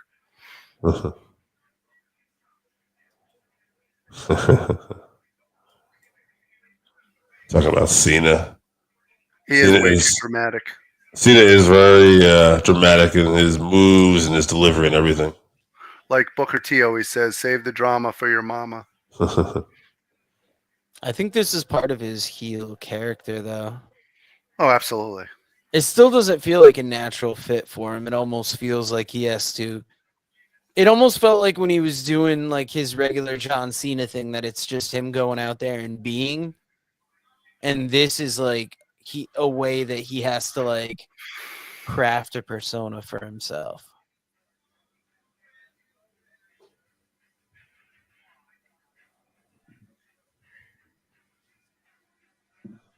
I see Cena and Cody are both pacing this match, by the way. I have a feeling we're going to go for a little bit. And considering it's only 10:15. Yeah, we're not going to see that women's pace where they're just flying around everywhere. You don't think you're going to see the women's 3-way? Yeah. Yeah, that I was going to say that Cody's picking it up a notch, but my hunch is we'll slow this down again. Yeah, well, if there's anything John Cena is known for through the years, it's his fast-paced luchadorian style.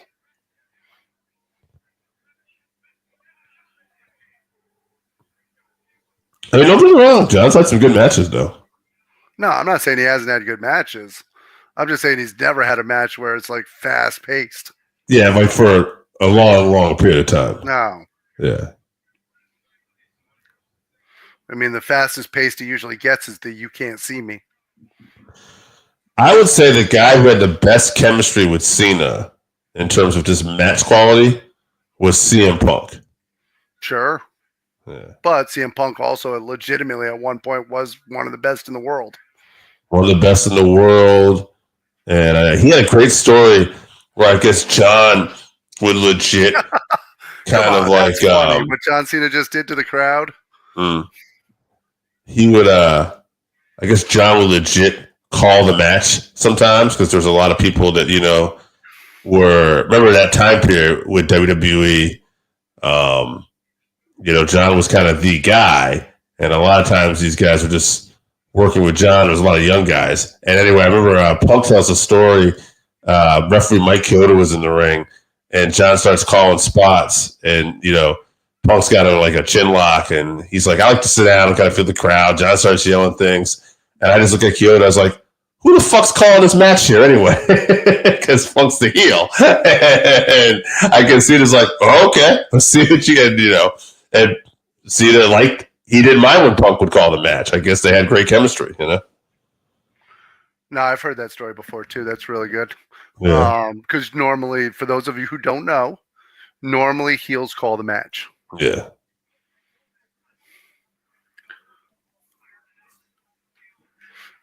Can't just assume that everybody knows that heels call the match. Yeah.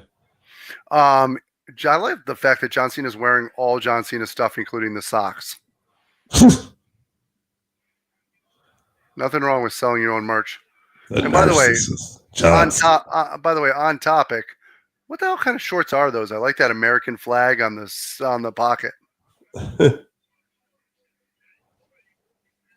Imagine they're made specifically for John Cena, I bet. Either that or I'm going to guess it's some really expensive brand. Like Arizona.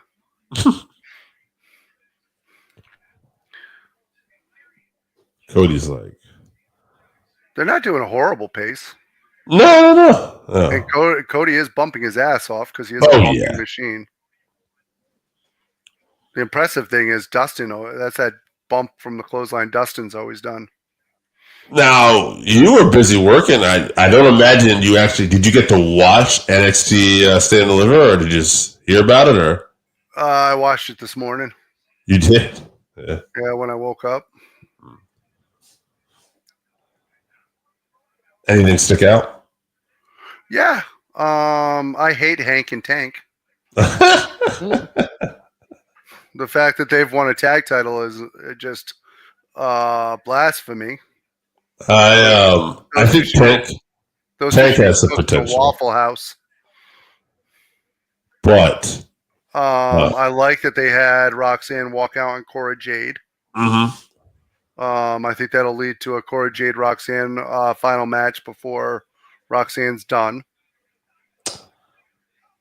I told Joe that I said Hank and Tank were probably going to win those tag titles because I just saw the story, the way it was going, but I disliked Axiom and Frazier more, so I was like, I didn't want to see him lose. But I had a feeling Obafemi was going to win because I don't think he's ready to be called up yet. Right. I also saw the Stacks heel turn. Yes. That's been blatantly obvious for weeks. Now, what is it about Hank and Tank that doesn't connect with you? It's probably because they remind me a little bit too much of me. So they don't look. He said, "What doesn't connect with me?" I think it's because they don't. There's just something about them that annoys the crap out of me. It's almost like it's something I've seen before. Oh, Hank and Tank. I think they remind me of Otis and what was his partner's name? Tucker. Oh, yeah, and Tucker. Heavy Machinery. I think they remind me of Heavy Machinery. I think that's what it is. I don't like things that I feel like I've seen before. Tank kind of has that Johnny Grunge. Oh, look at this. Yeah, he annoys me. You put this evil out in the world now, AJ. Just sees it too. She can't. The pain. I told you it's bothering me. Well, Cena talking to Cody. Can't be on that arm. Yeah, why wouldn't you put the armband on the gross arm? Or maybe he's not a very vain individual. Or wear your Peacemaker shirt. What stuck out to you guys about NXT Stand and Deliver? Anything you liked or didn't like? The tag titles. I liked the match. Too? I thought they had a really great match, but I just didn't want that to happen. But I knew it was gonna. But unfortunately, I had a feeling too. I was like, crap. Yeah, when I saw them win that gauntlet after all the struggles they had, and I'm like, oh, well, especially after the Street Profits gave them the "Be Yourselves." Yeah. I mean, that main event was great. Yeah, main event was great. I like Javon. I think he's got a great future. The women's North American title ladder match was good too. Yeah, Sol Ruka showed out in that. I didn't expect her to win. She's another one cut from the same cloth as Tiffany Stratton and Charlotte. I thought because her and Zarya are partners that they would cancel each other out. Well, that and because Thea Hale's big return the night before, that she was an option. I was picking Hale. That's where I was too. Yeah. Plus, didn't Sol Ruka just win the Speed Championship also? I didn't know that because Speed title. I am 99% sure that she actually has 2 titles right now. 2 belts, Ruka. Yes. She is a hell of an athlete. She is. Oh, no, I'm looking this up. Forever a John Cena kid. The guy's like 30. God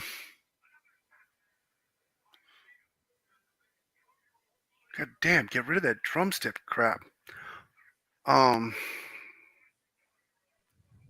The current WWE Women's Speed Champion, according to AI Overview, is Sol Ruka. She defeated Candice LeRae on April 11th, 2025 at the Speed Tapings, which aired April 16th to win the title. My dad's 75th birthday. So I'll have to ask which, by the way, my dad spent in Paris. Oh, yeah. I've seen the photos. Oh, that's right. You're on Facebook with him. Yeah.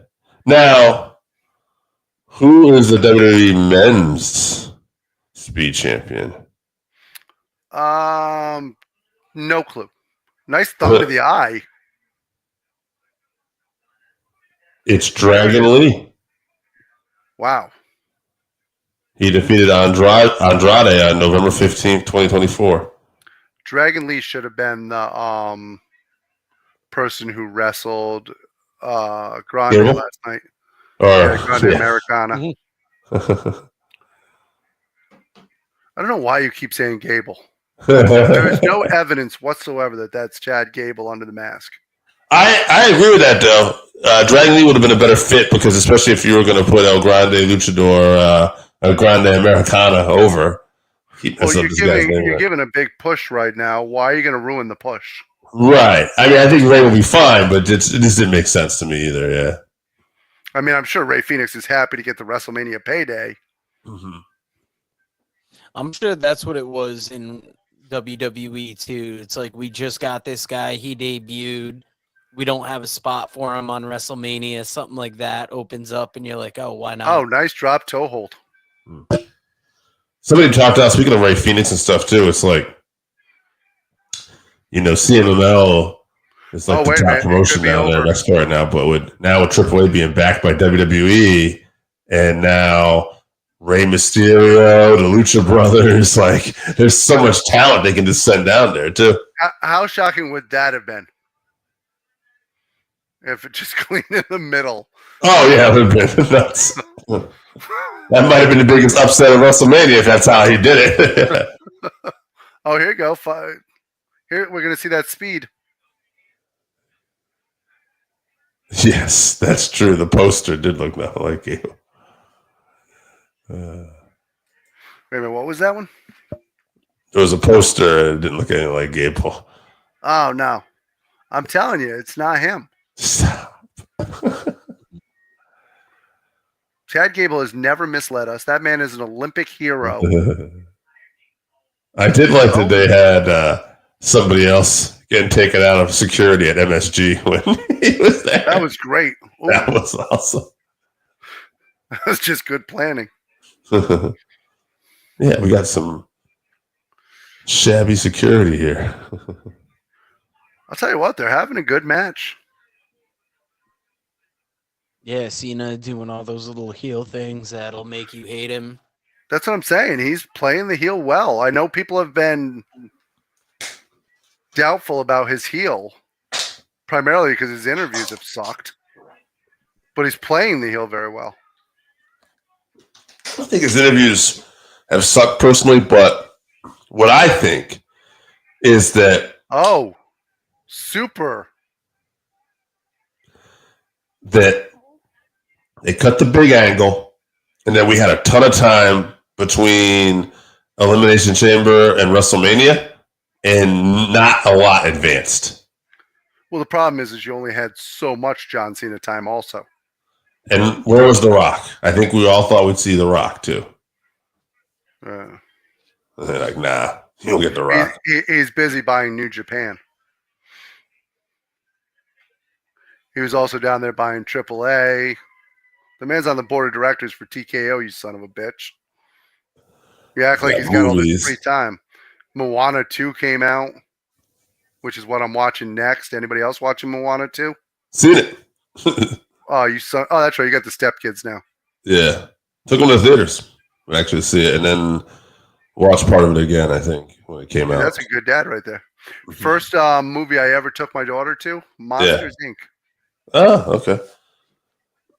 That was rough because she had to go to the bathroom in the middle of it. And as a dad, I'm like, oh, crap, what do I do? The answer is I took her to the men's room because I think we would have scared people if I went into the women's room. Yes. Oh, here you go. Clearly, Cena's done. I remember going to the movies with some friends, and they wanted their kid wanted me to take them to the bathroom. No. And I had no kids in my life at the time. And I'm like, looking at my other brother, do I gotta help him? And he's like, no, he's 9. And I'm like, oh, yeah. I don't have a lot of rules, but one of my rules in life is I don't help other people's children to the bathroom. He just wanted someone to tag along. I was like, I could do that. Yeah. I was like... Yeah, Morgan was like 2.5. Right, no, you have to do something. Yeah, I get that. Yeah. I didn't have the logic at the time. It just stumped me. But I'm like, he's a big kid. I don't want to do this. And I'm like, oh, wait, I don't have to do this. And in fact, I'm going to get in trouble if I do something probably. I'm glad you figured that out. Yeah. By the way, what was the first movie you ever saw in a movie theater? Oh, I don't remember for sure, but I know 100%, and it's a cool one. Well, I think it's a cool one. You guys might not think it's a cool one. You guys might be like, that's the shittiest movie ever. I'll give you 3 movies that I think it is. Oh, that's great. That I remember. Love multiple choice. E.T.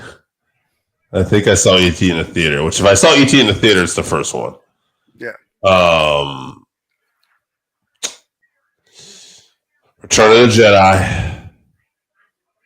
And I believe I saw Superman 2 in the theaters as well. Okay. I'm just looking something up real quick. Oh, here we go. 1 second. Oh, we got the ref bump. Uh-oh. Knock him out again.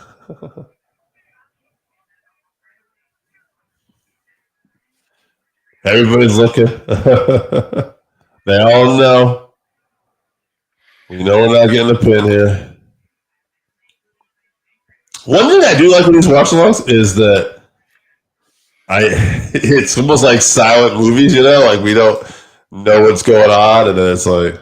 So if you saw Superman 2 in the movie theaters, that would be the first one that you saw. That would have been before ET? Because that's 1980. ET's 82. Okay. Return of the Jedi's 83. By the way, Yes. when I'm looking up Return of the Jedi, I now have to remember that they don't call it Return of the Jedi. It's Star Wars episode, whatever the fuck it is, / a Return of the Jedi. Now, my first one that I ever saw was not in 1980. I saw Karate Kid. Oh, okay. I saw that too, by the way. I saw that at theater as well. I forgot I saw that. And my best guess is Masters of the Universe for my first one. There you go. I did see Cody got hit with a open turnbuckle shot. The attitude doesn't. Nobody even blinked here. We knew that's not the end of this match. Now, my sister, who's older than I am, she saw E.T. in the movie theater. Yeah, that was the first VHS we ever had. Yeah, I watched it on VHS a few times, along with WrestleMania and Empire Strikes Back, because I had actually missed the second Star Wars. Here I comes saw somebody. Oh, that might be the final boss. I think it is. I don't think Travis Scott's coming out by himself. Well, that's terrifying. Why is the hardcore title? It doesn't look like the hardcore title I remember. That's not what I remember. There was something I was thinking. Oh, E.T. as a child I didn't get. I thought it was stupid. Oh, really?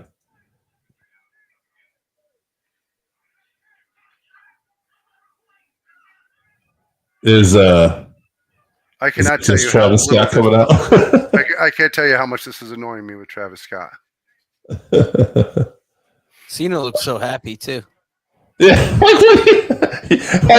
I hope you're happy because you think The Rock is coming out. You've had it you're like, this is my backup, Travis Scott. Now he's got kind of the look on his face like, what the fuck is this? Yeah, wait, where's The Rock? Like Cena wasn't in on the plan, and he's like, oh, Travis Scott's here. Where's The Rock at? Jess, are you a big Travis Scott fan? This is what she'd already put down. This is stupid. Oh, good. So, see, I can't see the comments, so. Yeah. Nice. I feel like it's taking forever, though. Like, yo, Travis, put a little hustle in your step here, man. Yeah, we got like 25 minutes left, and he's using 30 of it. Yeah. You take it so damn long. You literally. He also weighs so little, Cena picked him up with one hand. Well, so what are we doing? What is the point of this right now? I don't know. He told him stay right here. He's gonna screw this up. Oh, he's gonna hit him again. Oh.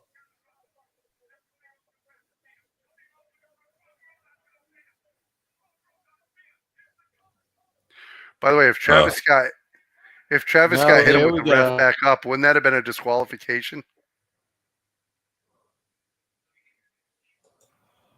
And how is this not a disqualification?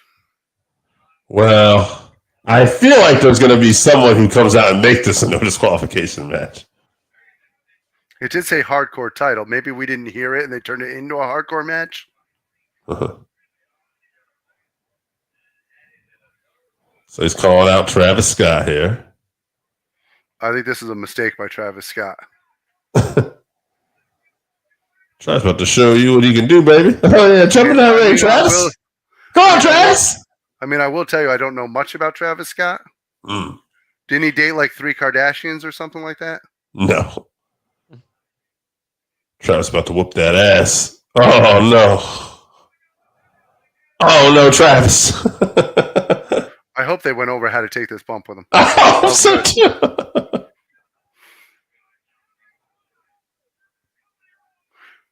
Okay, I enjoyed that. Get him out of here. I didn't enjoy any of the lead up to it. Didn't really enjoy. It took forever. Yeah. He's like, you gotta get your ass out of the ring, Travis. Yeah, he's really selling the shit out of it.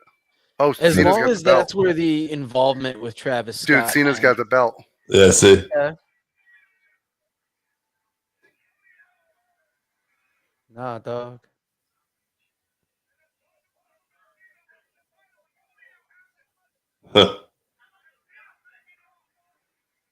My God.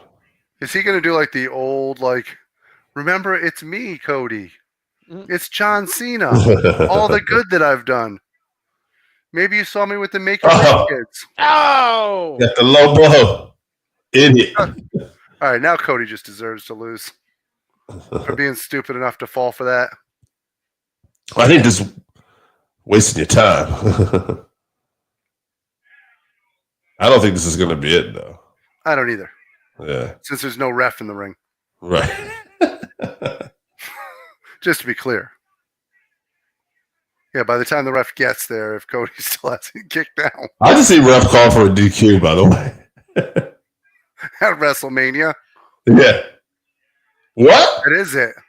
Wow. Wow. Wow. There's got to be some kind of aftermath, though, right? I really I didn't think so. think that was possible, that was it.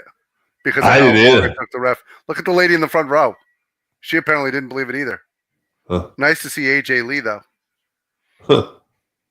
I'm shocked. Just as shocked. I just didn't think he went like with Travis Scott's help. Like, yeah, all he needed was Travis Scott. Maybe it's because maybe they were thinking everybody thinks The Rock. yeah. Maybe they couldn't get The Rock and Travis Scott was the best thing they had storyline wise. Right. Does this mean we're going to get the spinner belt back? Are we getting Cody versus Travis Scott? Dude, those girls in the front row are shocked to death.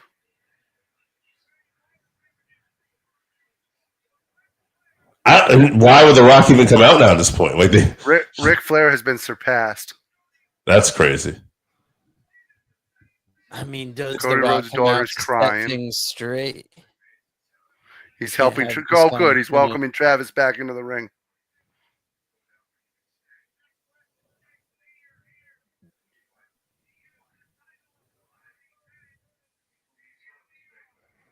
That's awesome.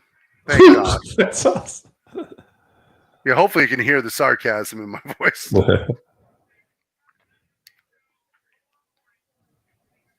I just didn't like the execution. No. If there's not another like plot point to this finish, then Well, there is enough time for him to do the job to The Rock, like Oh, like you were talking about? yeah. Oh my this will God. feel a little flat.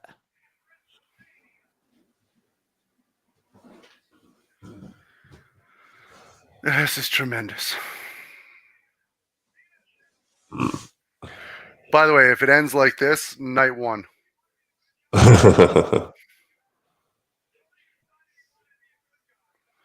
just turned Cody into the ultimate schmuck. Because it's one thing to decide not to use the belt. It's another thing to just not defend yourself. Right.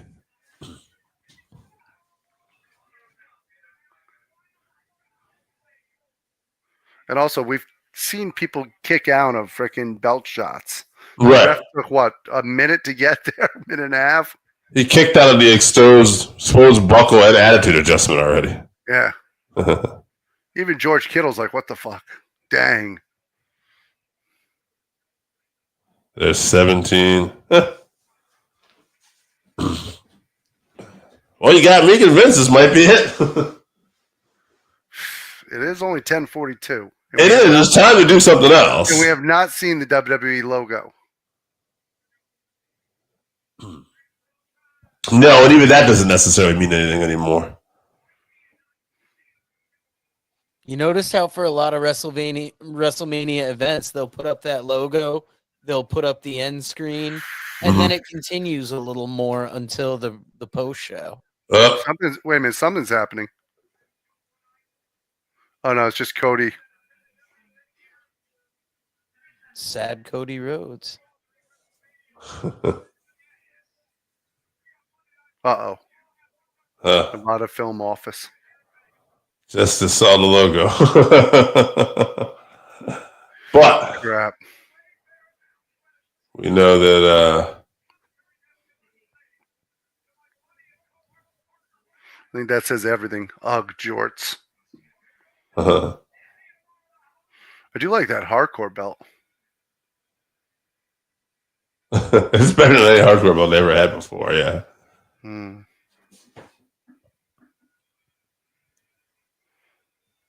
Wow. Well, that's it. Holy shit! I'm not. I mean, it's the prediction. Wait. Oh, they're back.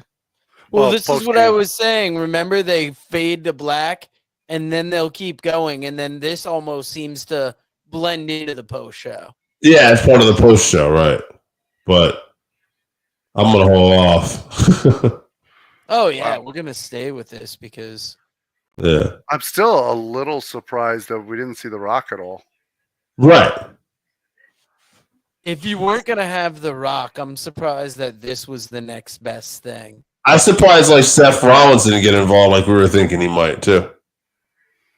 He's telling him to cut the music. He says, "Don't play the music for these people." Even Drew McIntyre. Like somebody that could have been added to this group would have made more sense to me. Really, anyone other than Travis Scott. Travis Scott. This just feels anticlimactic for this. I just turned up the volume a little bit. It sounds like people are actually cheering. Some people are cheering. Well, some people, they love seeing this. Some people grew up on them, so. Yeah. Maybe we'll see him at the press conference.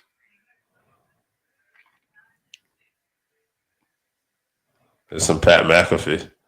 I don't know if Pat was supposed to be in that shot. He ran over to stop. Interesting he's wearing the belt like that too, huh? If I remember correctly, early in his career, that's how he actually wore the belt.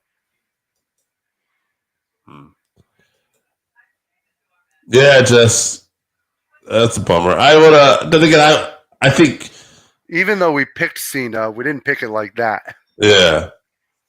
Thought it was gonna be like this crazy story and everything. Do you think it's a way that Triple H is trying to get that disappointed feeling from like smart fans who saw this win coming?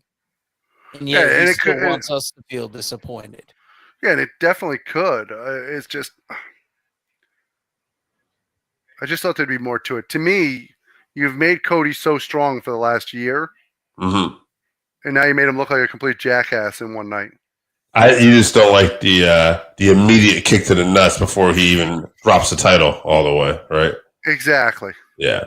Can this be fixed with an angle on Raw tomorrow night? Or have him throw the belt. You could even do something as simple as have him throw the belt back to the corner so that he's turning back into getting kicked into the nuts. The way they had him do it, he literally was dropping the belt down, looking right at John Cena's feet. Right. And then that led to the finish. That's the part that felt weird to me, right? Yeah. Yeah.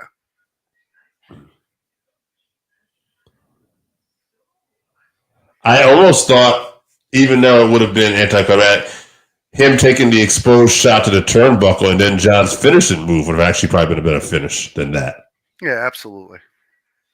Something else is what I wanted.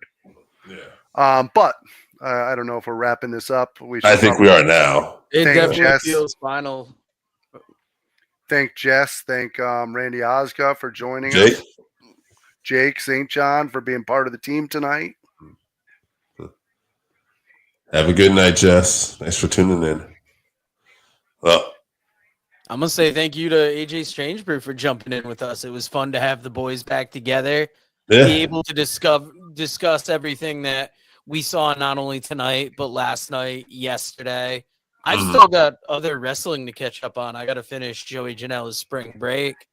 I mean, obviously. And I'm sure there's going to be a lot more wrestling this coming week. So, obviously, with my work schedule, I'm not able to be on as often as I would like to be. But SummerSlam's coming up, and it's going to have 2 nights to it. Hopefully, I'll be able to go to one night and maybe spend the other night with you guys. All right. Oh, are they doing 2 nights for it? It's 2 nights at MetLife, yeah. So it's in northern New Jersey in 2 nights. Okay. Yeah. On that note, old man's tired and gotta work. I bid you all adieu. Hey, great show, guys. We're gonna play some commercials on our way out, and AJ, look forward to having you on some more watch-alongs. Have a good night. Can't wait, guys. Have fun. What? Hey fans, it's the man they call Dave with producer Joe, and you probably know us as the commentary team for New Heights Pro Wrestling, but when we're not doing that, we got a podcast. That is the Working Fans Podcast, where we talk pro wrestling, comedy, MMA, and so much more. And tell them about that signature segment. Oh, you talk about the 531? You know I am. That is a homegrown creation that has been our namesake. And if you want to know our namesake, we got Chevy, AJ Strange Brew, as well as the two of us. And why don't you go to our channel, like, subscribe, show us some love. Rate, review, all of it. Author Ray Lopez presents Lockup, professional wrestling in our world. Lockup dives headfirst into the colorful world of professional wrestling. Explore the iconic characters, careers, matches, history, and families, and delve into the bizarre and fascinating entwining of professional wrestling and film, television, football, politics, gender, and race. Pre-orders are available now on Amazon.com or at MascotBooks.com. This is the perfect gift for the wrestling fan in your life. Pick up a copy today on Amazon.com or at MascotBooks.com. Read about the Northern Wrestling Federation in the book presented by Russellville.com, The Pro Wrestling Vault, Volume 2. Hear the story of Roger Ruffin, the man who trained Carl Anderson, the Monster Abyss, Jordan Clearwater, Chris Harrison, Jillian Hall. Plus 45 other short stories including Jazz, Bobby Eaton, Kamala, Thunder Rosa, Mario Mancini, Scott Casey, PJ Black, Kerry Morton, Sal Renaro, Jeremiah Plunkett, Colby Carino, Bam Bam Malone, and many others. Get your book today at Russellville.com. Russellville. It's where wrestling lives.